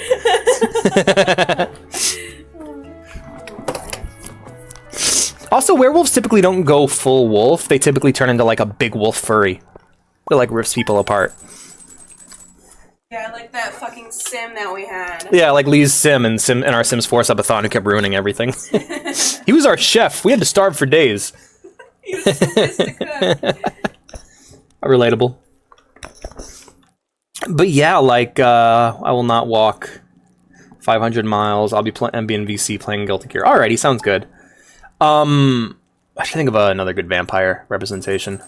Like, I'll always go back to Vampire the Masquerade. I love Vampire the Masquerade and how it portrays vampirism, because it's a mechanic. It's like, you drink your blood. Oh yeah, Elder Scrolls uses the same mechanic of just, you gotta drink your blood, or else the beast beneath starts to show.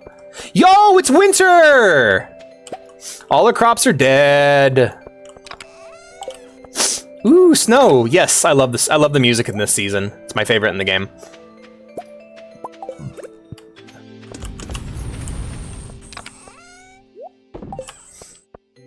Alright, well, today we gotta go to Pierre's and collect...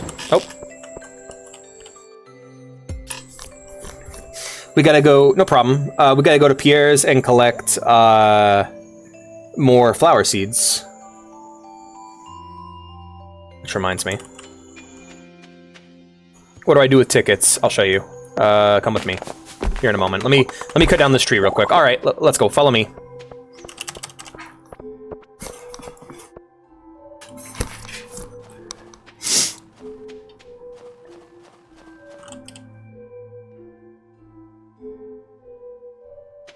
Vampire: The Eternal Struggle? Oh, okay. I'm not familiar with that one. Oh.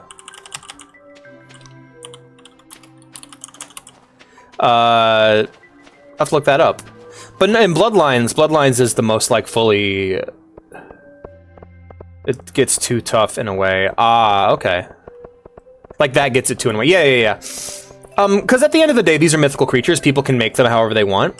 But, like, I feel like if you miss out on some core elements, you might as well not even bother with that creature. Like, if your dragons are just dumb monsters, why did you make dragons to begin with? Oh. Dragons, I like my dragons to be these ancient, like, magical, eternal creatures, you know? They have to have a certain level of intelligence, or else they're not dragons, you know? Oh, really? Cool. That's rad.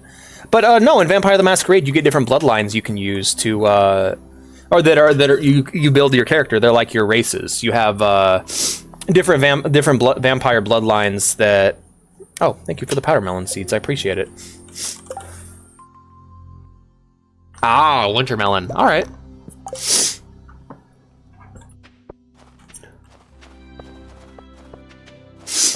But I gotta go blow my nose, guys. I'm sorry. I'm very sniffly right now. Oh shit! You were in a different outfit. That's awesome. Oh, actually, he doesn't have any flower seeds for the winter. All right, well, I guess we're growing winter melons and not much else.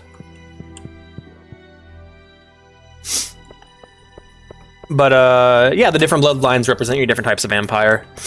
I feel like if you're going to use certain monsters, though, you should use them in a special way, or else you might as well not even bother using those monsters. There's, like, core elements that make up a thing. Like, if your vampires are just dumb monsters that live in a forest, you probably shouldn't have made vampires. You probably should have gone with, like, zombies or some shit. But, yeah, it depends. Because at the end of the day, like, there's, like, one of the most common arguments I've seen on the internet is the argument of what is and what isn't a dragon. And it's like, well, a dragon can be anything. That being said, it has to be reptilian, it has to be smart, and it has to be ancient.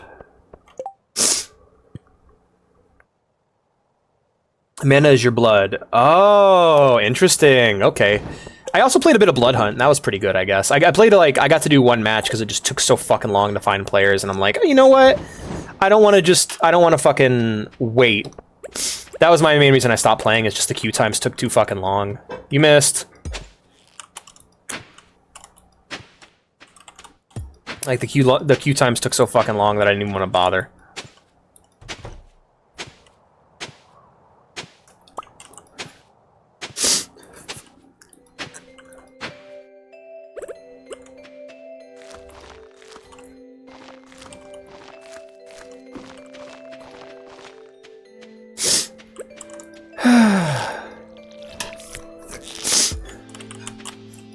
I'm immortal. But that sounds really fun. I'm gonna have to play that sometime.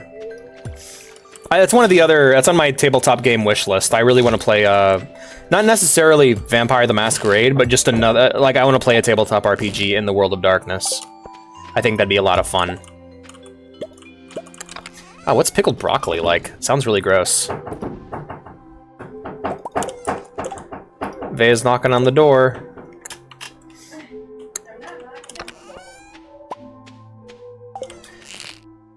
Right? Shouldn't it? Oh, you just destroyed a tree. There we go. And then...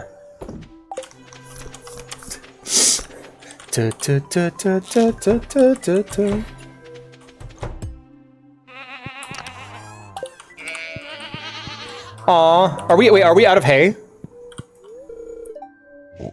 Oh shit, we gotta go buy hay for Marnie. Marnie's closed, it's Monday. Shit. Well, don't hit the cat with this, what the fuck? Alex is angry.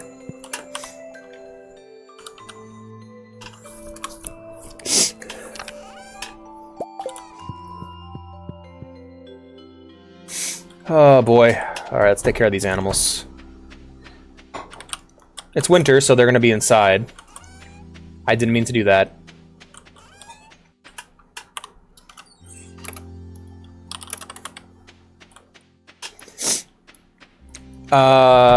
Yup. And then we'll go ahead and put all this hay on the hopper. There we go.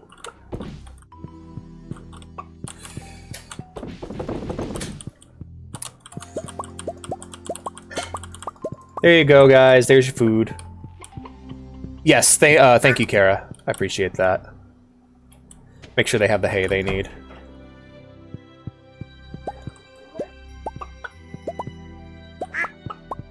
Hell yeah, that's awesome when you know a guy. Alrighty, see you soon, Kara. Excuse me. Knowing a guy seems to be the key to getting into a lot of different tabletop games and stuff.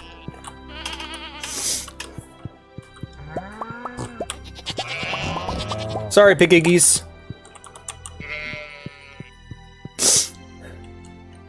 Alright, let's go ahead and put these away. Eep's not happened. Sorry, Mr. TJ. Welcome back, though. Yeah, there's a lot, like, I don't know, I always get very sad whenever I see, like, a new card game or tabletop game get announced, because it's like, oh, great, another thing to compete with compete with everyone's attention. Like, there's an Avatar: The Last Airbender tabletop RPG coming out that I really want to play, and I don't think I'm ever going to get a chance. I don't think that opportunity is ever going to present itself to me, which is very sad, because I love the Avatar: The Last Airbender setting. It's one of my favorite settings in anything, and I'm sad to say I don't think I'll ever get to partake. Because, like, again, it's just all these different tabletop games are competing for everyone's attention. It's like whenever a new MMO comes out. They rarely do, but when they do, my response is always, what are you doing? Everyone's already playing FF14. What are you doing? Why are you creating something that's going to take more people away from this game? How about you just don't do that? How about you just don't make another fucking MMO and just let people enjoy what they're enjoying, you know? It always gets on my nerves. It's like, just fucking don't. Just don't. But at the same time, you never know when it's going to be the next big thing. You never know when it's going to be really good. You got to be somewhat open-minded, but at the same time, it's kind of annoying. Oh, for real? Yeah. Does it? Oh, that sucks. I'm sorry, man. But yeah, it's just like, stop it. Stop making these. We're trying to keep these other games alive. You know, go make something else. Go make a new kind of game. Make a kind of game that you can finish. It's like whenever a new Battle Royale comes out, it's like, you think you're going to be Fortnite, huh? Is that what your plan is? Because if not, what are you doing? If you can't beat Fortnite, what are you doing?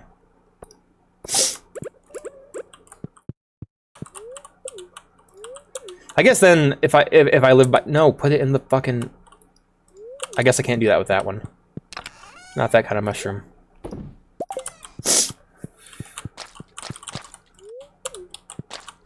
Alright, cool, there we go. Oh, what anime is that, TJ? Just give me Yu-Gi-Oh! Battle Royale already. Eep's not happen. I need Snake to dart me for real, though. You think he ever, like, just popped himself with the Hush Puppy so he can get some rest?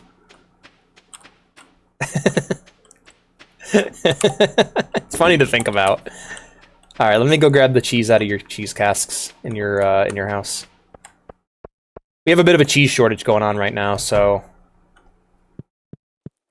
Welcome back, Kara. Oh no. Okay, hold on. Boop, boop, boop. Here we go. Called VV Fluorite Eyes Song. Send me a link to it, and not to the site to watch it on, but I can just Google it. I'll check it out. See if it. All right, that is my get up and blow my nose moment. All right, let me finish what I'm doing here. And I'll go get cleaned up, and then I'll be back. Oh my goodness, sorry guys.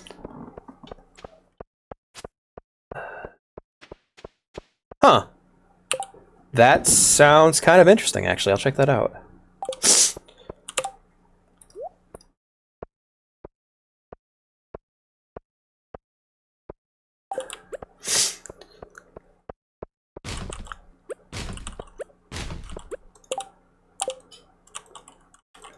clay.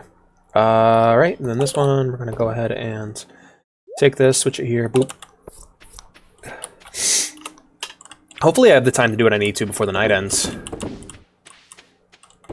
There we go, and then everything else will be sashimi, or put away. Did you say you were watching a LATAM dub a bit back? L-A-T... What's LATAM? I'm not sure. LATAM. I'm not sure what that means. Oh, okay. Here, let me just look up the name of it. Latin American dub? No, I don't think I wasn't. Sorry. Sorry to disappoint. That might have been Ghost, because I know he watches some things in Spanish. Or I know he reads a bunch of manga in Spanish. I thought you knew Spanish. Señor, por favor. That might have been a conversation with someone else. Man, the game just froze the fuck up. Holy shit. Alright. Sorry, friend. Bup. And then bup. And then I gotta put... Oh, hold on. I gotta sell this vertebrae. I gotta put this away. And then...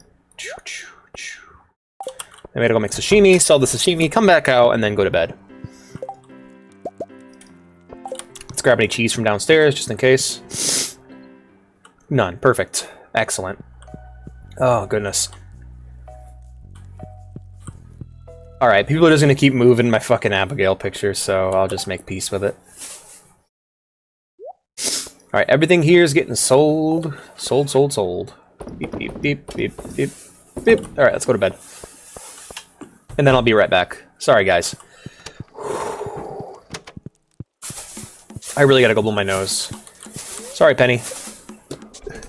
Here be, guys. Hey, honey. Hey, snotty boy. Hey, sleepy girl.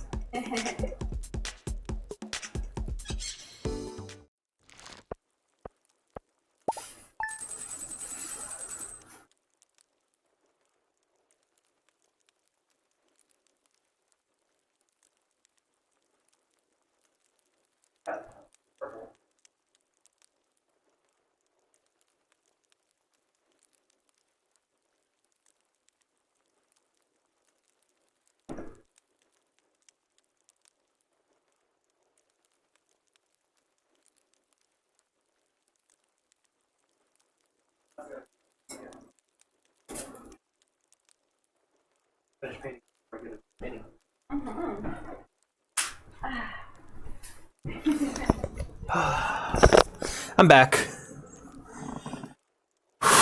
That's awesome.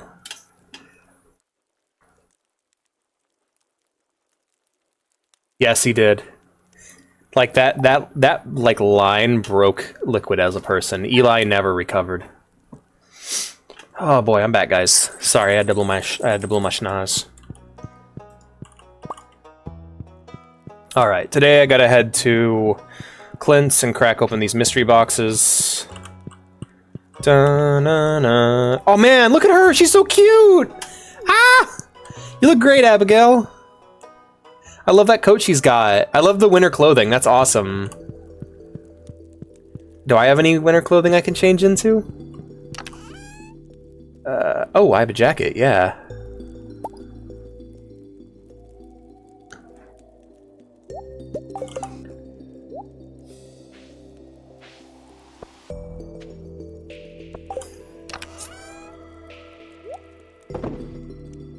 Hell yeah. Seems basic, but I like it. Hell yeah. That'd be great. Ooh, okay, this is my favorite song in the game. So fucking good.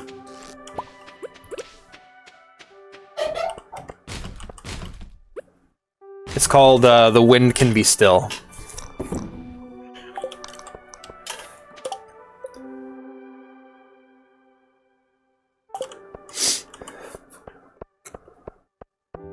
Hell yeah.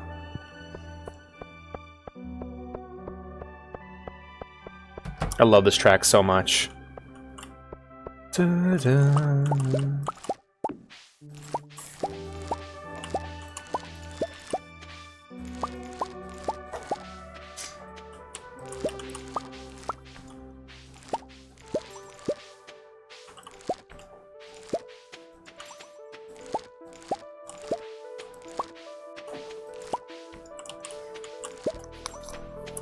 Oh.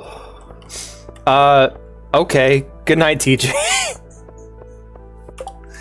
None of what you just said was highly concerning. Or anything, I swear.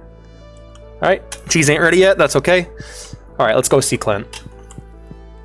He'll be here. Alrighty, Fancy. If you want, I can send you a website where you can make yourself a D&D character and kind of get a feel for the character generation and everything.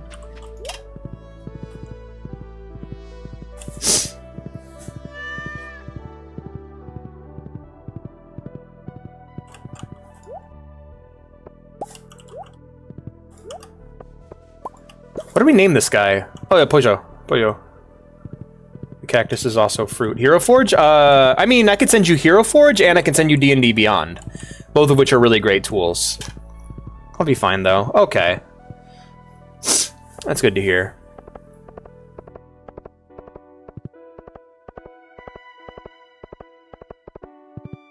Da da da da da da. Da da da. Oh man, Pojo can't make it through. I could have just used the minecart, but no, I wanted to ride my horse. Hey, kid. Oh wow, seeing everyone in their like winter outfits is really great. Best part of the song right here.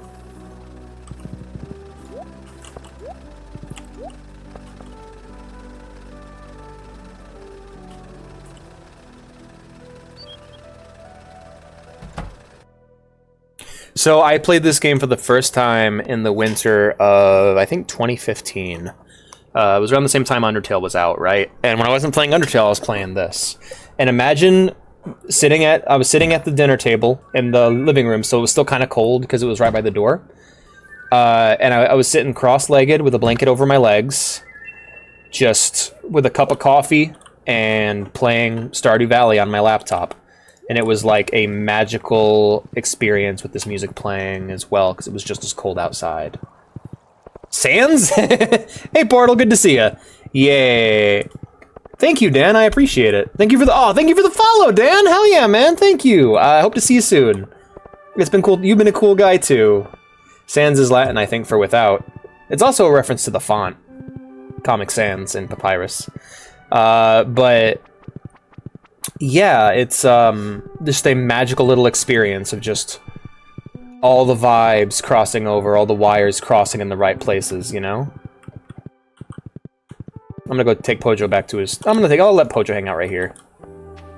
Sorry he doesn't get a nice heated stable like the animals do.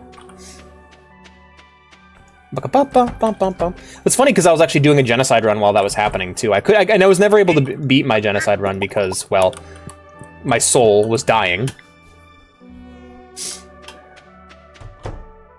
Ba ba ba ba. Ba ba ba ba. 1, 2, 3, 4.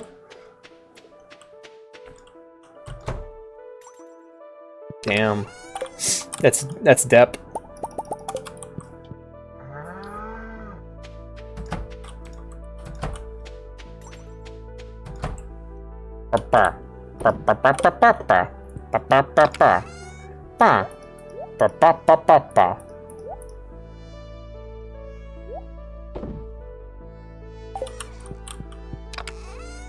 Cranberries.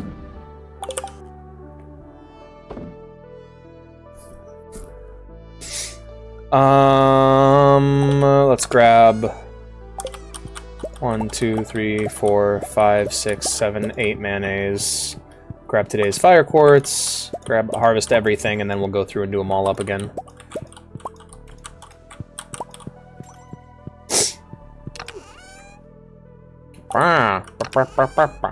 Sorry.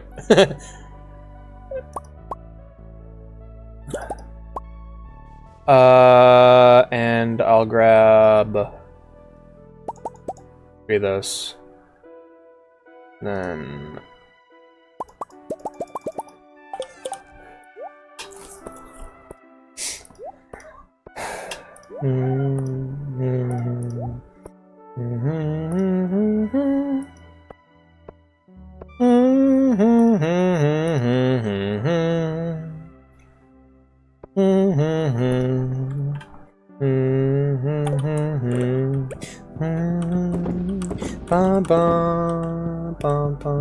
Alright, Mimic, thanks for stopping by, friend. And thank you so much for the raid. I really appreciate it. You have a great night, my friend. Night-night. Sans or Undyne was too tough, so you gave up. Nope, not at all. I didn't get that far. I didn't even get as far as Undyne. The grind was too tough, so I gave up. I just got... Having to kill every enemy in a zone in a game whose combat system really doesn't support that kind of thing fucking did me in. I couldn't do it. I was gonna lose my mind. It was just so fucking tedious. That's what did it. That's what did me in. Because it was like, all right, well, I'll do the Genocide run until I get bored, and then I'll play Stardew Valley, and then I just ended up only playing Stardew Valley because I got so fucking bored trying to do all that shit. I wish it was because the boss was too tough, because that at least makes for a good story. But no, it was literally down to just boredom.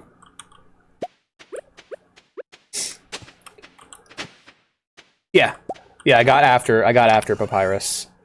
So yeah, that save file was kind of fucked. That's okay. Boop boop boop boop boop boop boop. Just move that in the garbage, honestly. There we go. And yeah, that's good. All right, and then we need.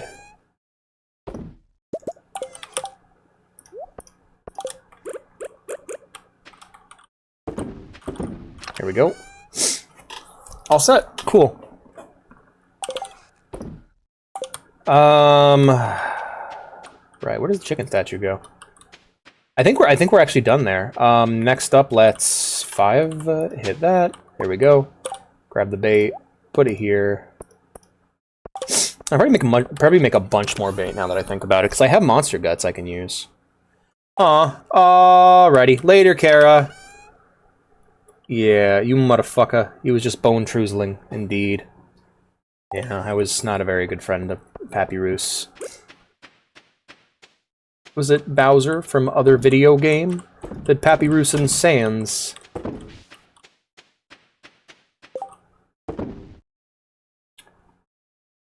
Yeah, I actually don't even know what I'm doing now. I got things I gotta do. Okie dokie. Later, friend. Good to see you. Thanks for stopping by. Well, back to solo Stardew for Alex. That's okay. I'm used to it by now. Fire quartz. Bomb does not go here. No, bomb does go here. What am I talking about? Stone goes here. You go here too, and then everything else will go ahead and let's go ahead and put away all this fertilizer, which I don't need. But there we go. And then we have caviar. I'll sell everything here.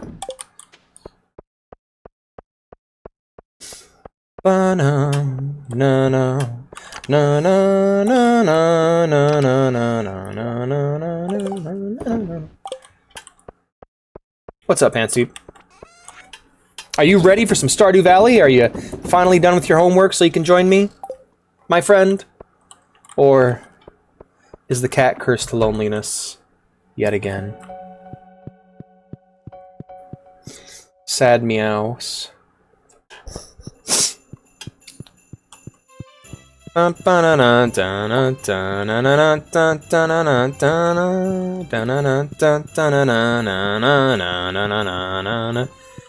been done, just not feeling it. Oh, fair enough. It's all good. I'm actually really feeling it, to be honest. I'm really feeling it! I'm really feeling it right now, to be honest. Having a good time. Playing some good old Stardew. It's been real chill, honestly. Reminds me of why I fell in love with this game in the first place. Just chill vibes and good times. And making that money go up. Stack. Fucking fat stacks over here.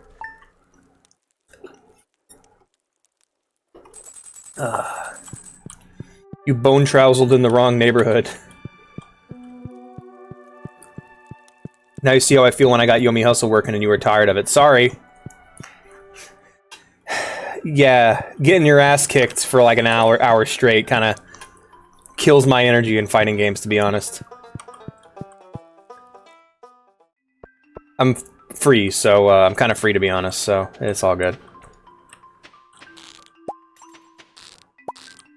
I liked what I thought fighting games were as a kid more than I like fighting games, you know? Like, even Yomi, like, every single time I see, like, a simple fighting game, they always add so much unnecessary shit to it, where it's like, no, you were so close, you know? Like, Yomi Hustle has all these different mechanics and shit, and I'm just like, why don't we just have a normal... I don't know. Nothing against it. I think it's a fun game. I just don't think it's anything I could ever really get that much into. I think there's a reason why, once I got my own computer and my own income, I became more of a strategy game and first-person shooter sort of guy. I like simple mechanics that can be used in many different interesting ways. That's always been my... I mean, that's not always been my thing, but that's become my thing as I've gotten older. Like, fighting games were fun when all the sum total knowledge was me. What was the knowledge of me and the guy in the bedroom I was playing with, you know? And it was like, all we know is that Zabuza has a sword, and Gaara has cool sand powers, and we're gonna do our best. Because most fighting games back then were like anime tie-in shit.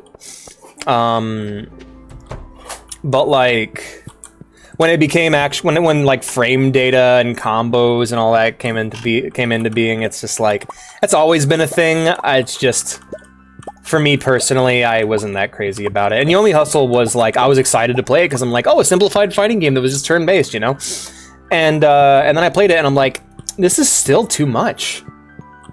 Like, this is still too much. Like, you can slow it down all you want, but, like, you don't need, like, I don't know, all the frame data shit, all the frame advantage shit, the infinites, just like, just getting knocked into the air repeatedly and not being able to play. Because that's always been a big issue with fighting games for me personally. That's why I'm interested in something like Guilty Gear, which has the new Guilty Gear, which has apparently very short combos and shit.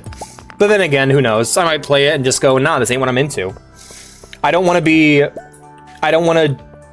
Basically, I don't like games where my opponent's skill stops me from playing the game. You know? That's something that's always gotten on my nerves with fighting games, is it's just like, alright, I'm just being knocked in the air forever and being comboed, and there's something I can do, but I don't know what that is. And I'm never going to figure that out intuitively just by playing the game. And for me personally, it's why I've had a trouble getting into like fighting games as of late. Because if you're less skilled than somebody, there's nothing you can do. Kind of hate Battlegrounds games for that reason. What's Battlegrounds games? Like the Roblox games? The Ghost plays? Or everyone else is better than you? Yeah, pretty much. Like with fighting games, it's like...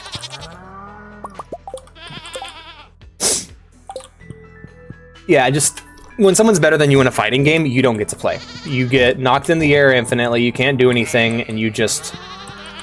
Basically, like, after a certain point, I would just set the controller down. Like, I'm just like, let's get on with it.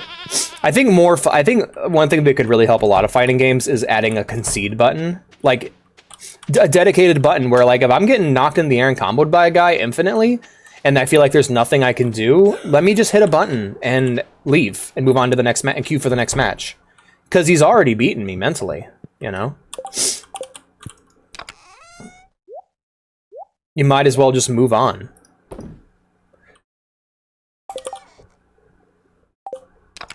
Saves time, makes it easier for me. Because that's been my number one thing with Magic, is like, in Magic the Gathering, I can oftentimes tell what I'm going to lose. Like, if I'm really outmatched, I can tell almost immediately. And it's like, all right, this was a mistake on the matchmaking win. I'm going to give them the win and move on, you know? Roblox games, yeah. Server browser games, you can't really help with that. What else? Iridium, stone, wood, bait. And like, yeah, I like fighting games. I think the most fun that can be had with a fighting game is like being matched with someone of equal skill. So Yeah. Fighting games by necessity need way better matchmaking than they have.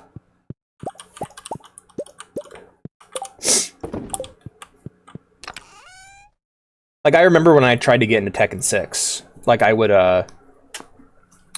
queue up for that game, right? And just everyone I queued against was like way better than me. And the problem is I would like play a new character. Like, it's like, all right.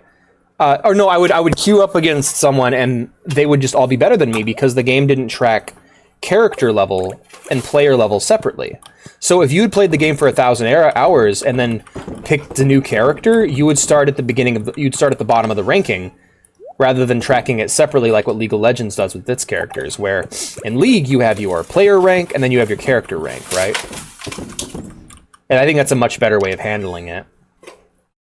Because somebody who's played for 1,000 hours, like even if you've never touched the character before, they're going to have an advantage over someone who's just starting out, you know? They're going to have a better understanding and knowledge of fundamentals than someone who's new. Like, because they're not equal. A person who's played the game for 1,000 hours on Law and then plays Paul for one match, or someone who's picking up Paul for the very first time, are not equal, so they shouldn't be treated as such. Now, I don't know if that's like better in modern Tekken games. I'm sure, I have no reason to doubt that it isn't, because it's such a huge problem. But at the same time, I've been told that I was wrong about that, so people might think I'm wrong about that, and that might be something. Because like I love Tekken as a kid. Tekken 2 was one of my favorite games, but that's because Tekken 2 was a game that I invited people over to my house to play. And if someone else had it, it was really great. Because it's like, oh my god, I get to find someone who's actually skilled because it was my game. If you had the game, if you owned the game at your house, you were automatically the best at it, usually.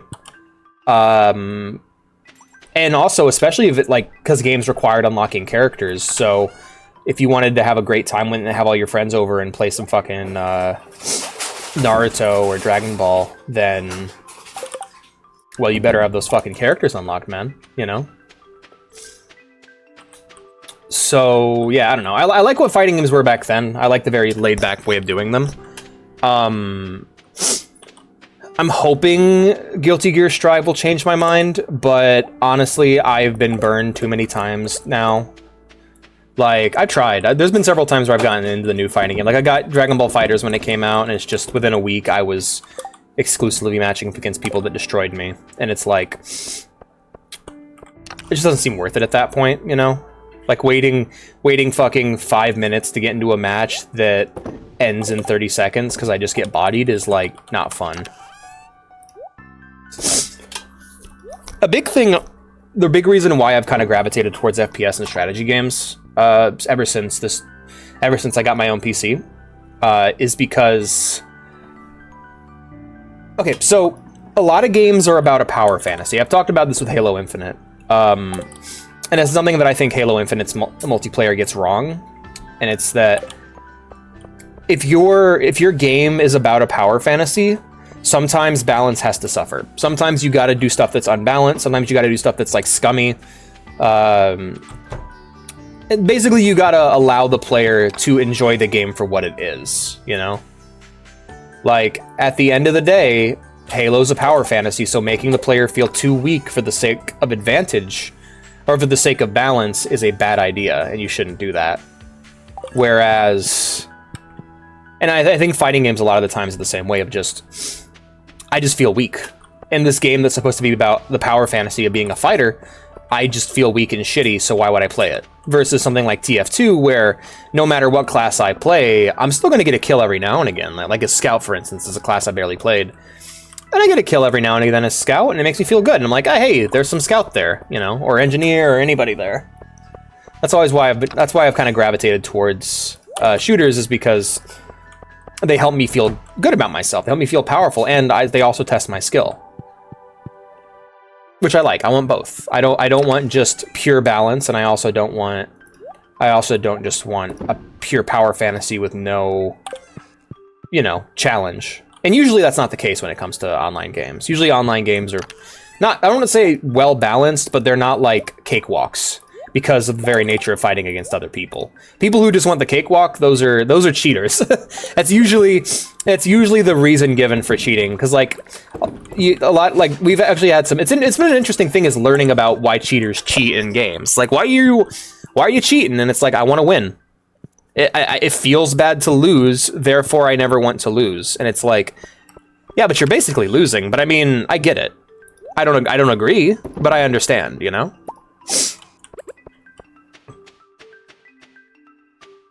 I don't want to fucking bait these traps anymore. I'm done. Fuck that. Alright, all this is gonna get sold. Except for these frozen geodes, which I need to head over to Clint's. Is he open? He is open till 4, so I gotta go now. Yeah, because it's just, I'm guessing you just get infinited. Oh, hey, more powdermelon seeds. Fuck yeah. I'll plant those when I get home. I'm sorry to hear that, though. That's a bummer, because I know he likes that game a lot. I think that's new. I don't think I've had that one yet. All right, we'll take it to the museum.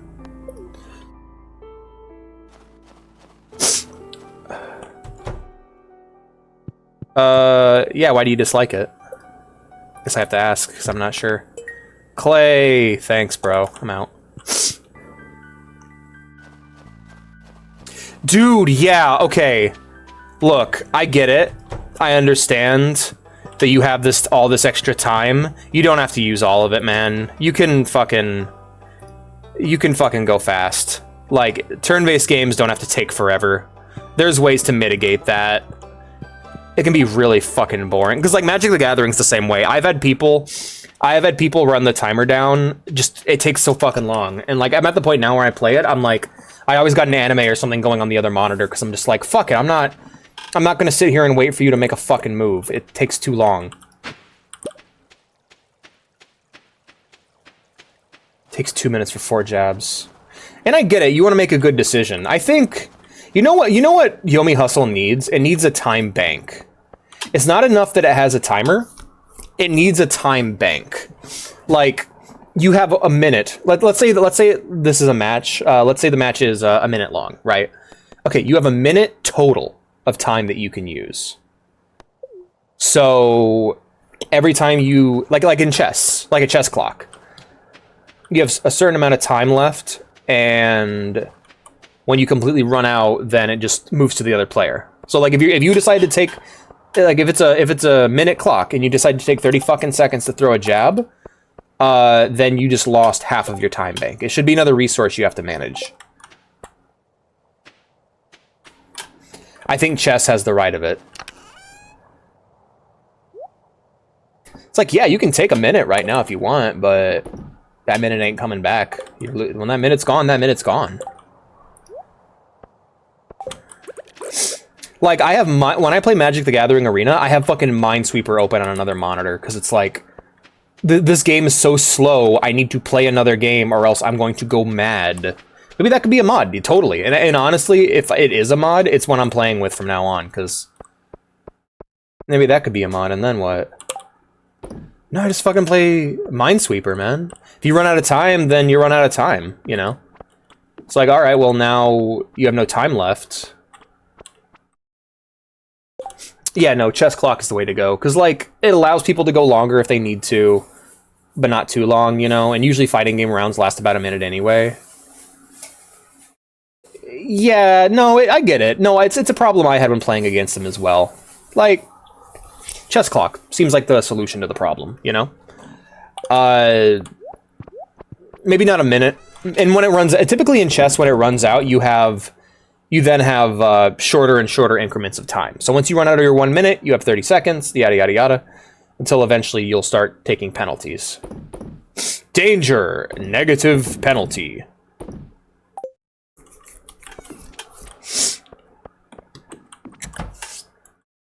But yeah, I think MTG Arena should be like that, because it has a timeout mode, but like people take too fucking long to make their turns, man.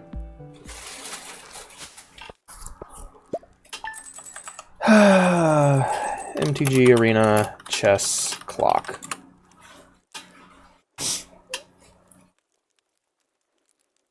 Timeout system is atrocious. All day I've been playing who will go into the tank on almost every turn yet are not penalized for it. There's simply no reason to be courteous to your opponent MTG Arena like they would be in real life. Play BO3. It does have a chess clock. How about they also give us the clock in the format the majority of people play? Also Speed Magic Blitz clock. Best of 3. It's the proper way to play. Yeah. MTG Arena desperately needs a chess clock. Yeah, exactly. No, for real. 100%. 100%. It's like, because it's like, it's an infinite resource that doesn't need to be there. I feel like, honestly, at this point, I feel like every turn-based game needs to use that system of just, like, when I play Civ, or really anything I play that's turn-based, is just, look, stop. Just stop fucking wasting my time. Like, I'm not playing this game to be bored. Charlotte, thank you so much for the follow. I really appreciate it. Yeah. It wouldn't be so bad, because I make quick decisions. Typically, I'm thinking on my opponent's turn.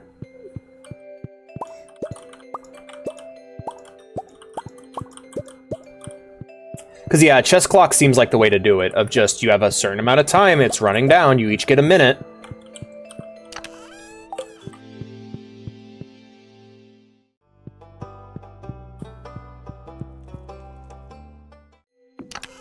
Like, I think my biggest issue with modern turn-based design is we haven't had turn-based design for a good while.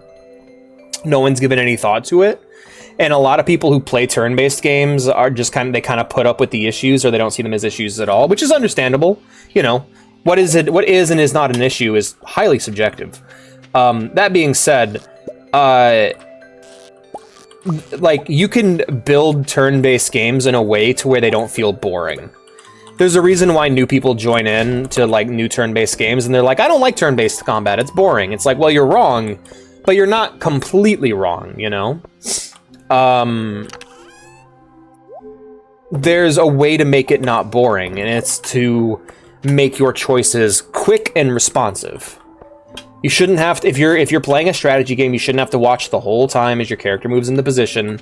If you're not controlling the game, it should always be in a limited format. So, like, let's say you're playing like a Fire Emblem or like a Final Fantasy Tactics type thing.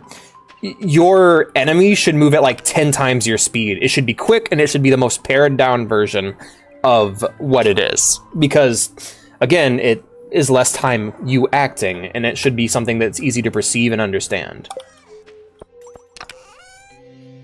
Because, like, yeah, basically, cut out the walking animations, cut out the attack animations, just make it as fast as possible, while still being able to give you all the information you need to make a good tactical decision as a player. I don't know how you'd fix that in Yomi Hustle, but I think that the chess clock would be a good solution. And it's a completely different ballpark when you're talking about online games. Looking at you, Sephiroth, for real. For real, though. But, like, I'm thinking more like long, slower strategy games like BattleTech or XCOM, you know. XCOM is really good about it. But it's about efficiency. It's like, think about the moments where your player is active is when you can take the time to, like, go, all right, animations, let's make this look nice, because this is supposed to be satisfying and rewarding to the player. There's nothing satisfying and rewarding to the player about them watching their character get their ass kicked, unless you're specifically wanting to make them feel bad, which does have a place, but if that's not your goal, handle it differently, you know? Like Divinity Original Sin 2, its biggest problem is a lot of times you're in fights with lots of people, and a lot of characters take a long time to do their turns, and it's like, fuck, I don't care. You know? So, don't waste their time. I think turning time into a resource that the player has to use wisely is a smart idea, too, for online games. Like, MTG Arena needs a chess clock, so does Yomi Hustle. Maybe next time we play, we'll look into that, of just the time bank idea, of just you have 1 minute total, choose quickly, choose wisely, or else you die. Because there were times for me where I was like, lock in, over and over again, And then other times where I was like, I need to slow down and think about this, you know? I'm sure Ghost would understand, though, because I've had the same thing with him.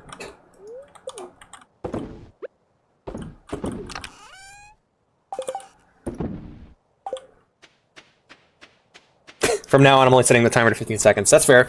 But no, basically a chess clock is... imagine a stopwatch, and how you can, like, pause and then continue a stopwatch. Like, let's say it's counting down from 60. If you pause it, it'll stop. And that's when it's the other person's turn. So basically, it's 2 stopwatches for each side. So each of you start... Well, it's your turn, you get a minute. And it's counting down. You used 8 seconds, so now it stops at 52 seconds. They use 15 seconds, so now it stops at 45 seconds, you know? That kind of thing, where it's just counting down and you have to end your turn before you use too much time.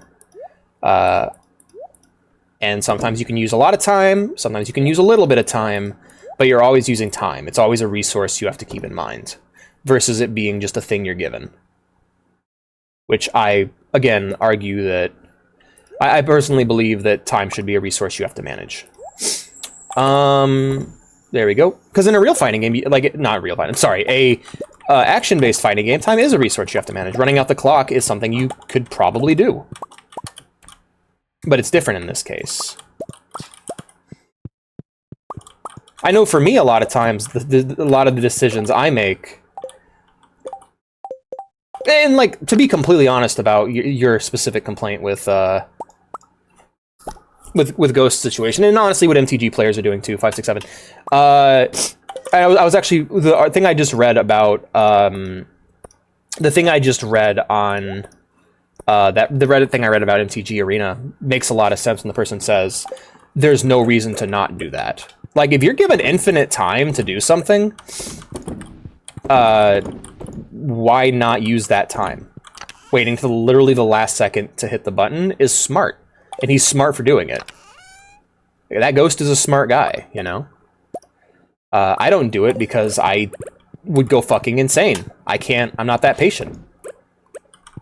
Video games are not where I go to be patient. They're where I go to have fun. So for me personally, waiting all that time would be miserable. But Ghost is smart for using that time. And that is a compliment. I'm like, yeah, if he was in tournament play, he should absolutely use that time. Same thing goes for... Oh, I got a message. Oh, thank you, Charlotte. I appreciate it. But yeah, like, why wouldn't you use that time if you had it?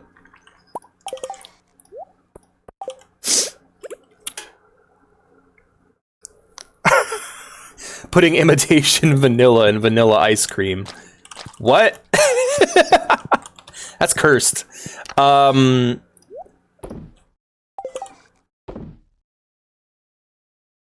yeah, sure thing.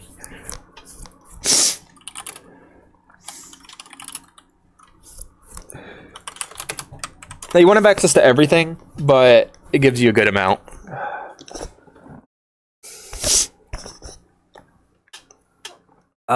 And then Hero Forge. Okay, you're gonna have to make an account here, but you can use that to create characters. Oh, I got a message. I'll go ahead and deny that friend request because I don't know who that person is. There you go. And then the Hero Forge link is right here. Boop badoop. I like your blue Mario. Alrighty, back to it. Hell yeah. But yeah, time counter's smart.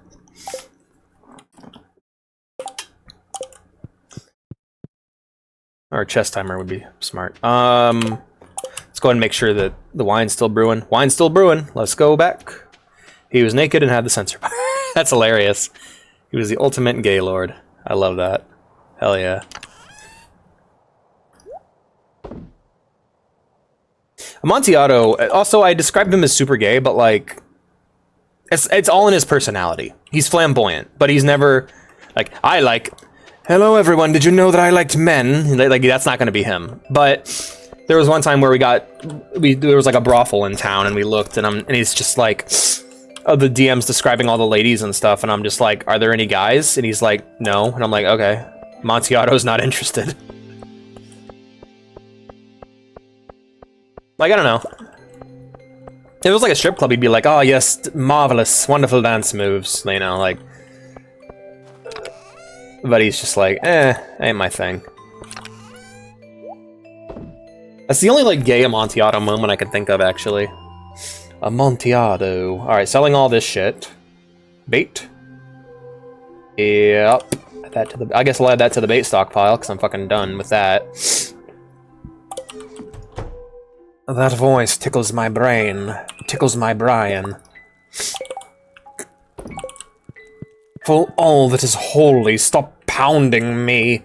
It's supposed to be a Liam O'Brien impression. That being said, I'm having fun with it.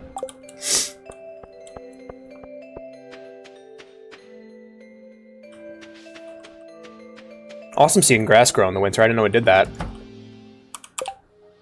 Alright, we're doing good here. Let's check downstairs. Hey, Ellie. Or hey, Lily. I always forget my child's name.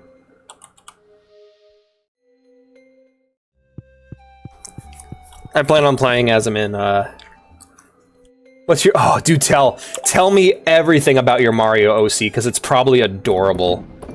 Like, Sonic OCs are kind of cringe, but, like, I don't really... Oh, shit. Hold on, give me that back. There we go. Sonic OCs are pretty cringe, but, like, Mario OCs are probably, like, fucking adorable. Yeah. What's his name? Tell me him.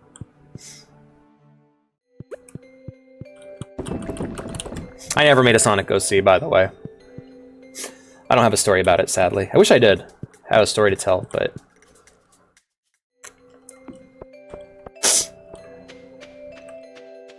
That's been happening to me a lot, by the way. I was just thinking about that. Sorry. I always do that, but, I've been getting a lot... Sometimes when there's a new viewer, instead of typing in chat, they'll message me and tell me, like, something really, really nice. I'm like, oh, cool, thank you. You know? It's really weird. I have never seen that before.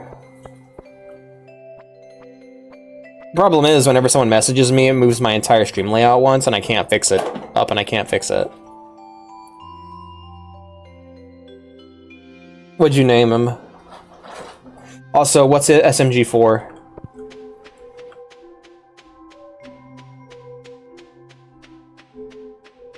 Do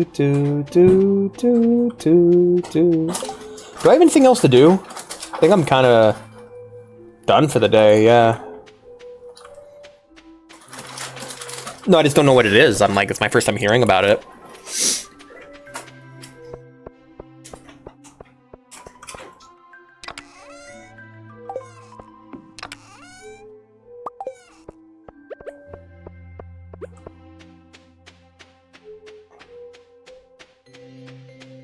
I don't know what it is. Tell me what it is. I don't know what it is. Like, is it a web series? Is it a game?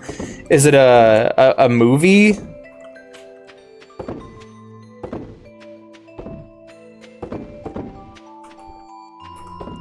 Is it a self-help book? A calendar? A cookbook?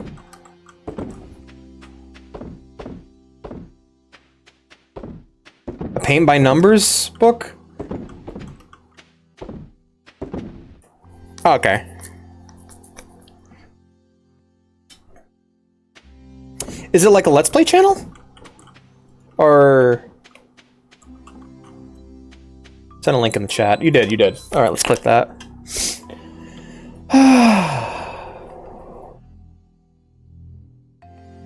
Oh, no. Alright. Noted.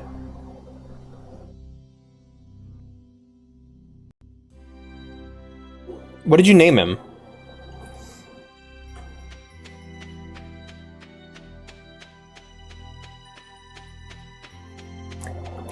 Oh wow, my farm is beautiful. I'm so happy I have it.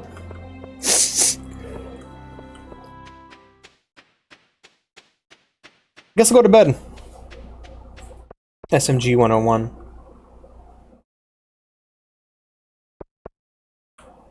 I mean, that's okay. I made a superhero named Ratman. He was, he wore a really stupid rat outfit and had, like, a grappling hook on each limb. all my villains were like, oh, I actually liked some of the villains I made. I made like Gearhead. He was this big like mechanical man with a gear on his arm that would rotate. There was Alio, which was like an alien man who was like psychic.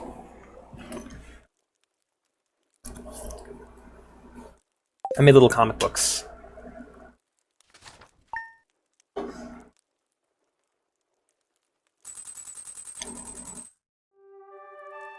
I think that's a good place to stop. I hope you guys enjoyed today's very laid-back, chill, and just good talking and Stardew stream. Thank you all for being here. I hope you had a wonderful time. And if you're new here and you enjoyed the stream, be sure to follow.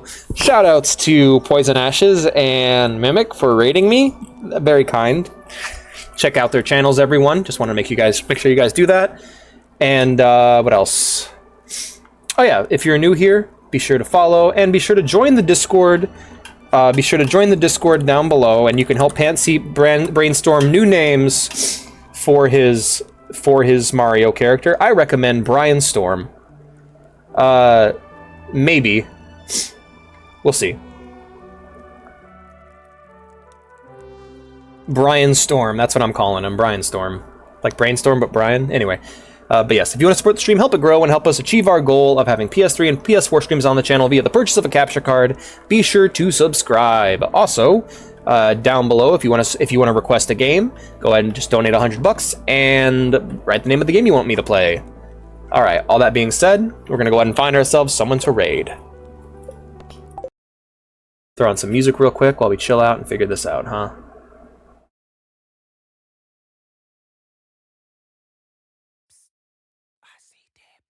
Da na na na na na na. What's that gonna be? Oh. Man, damn! Call the amber lamps. What? See Compton.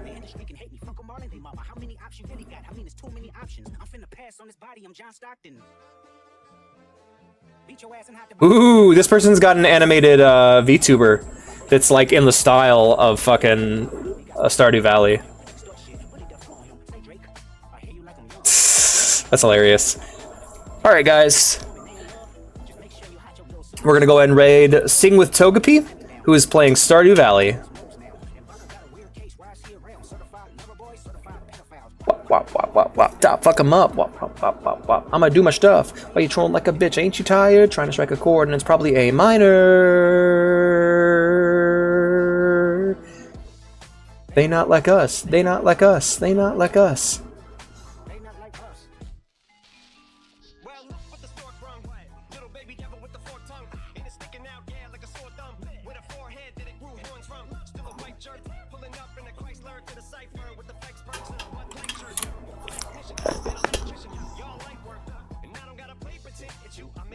Raid, hello! Can we get a shout out for a school of cats for me?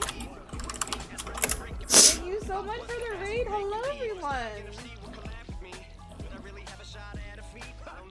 You're the coolest USA! Yes, yes, you are. Hello, everyone! Kat, thank you so much for the raid. Hello, welcome in. How was your stream? What were you streaming? How were your games? And for the raiders who don't know who I am, hello, I am Sing with Togepi. I'm a Togepi impressionist who sings and plays video games.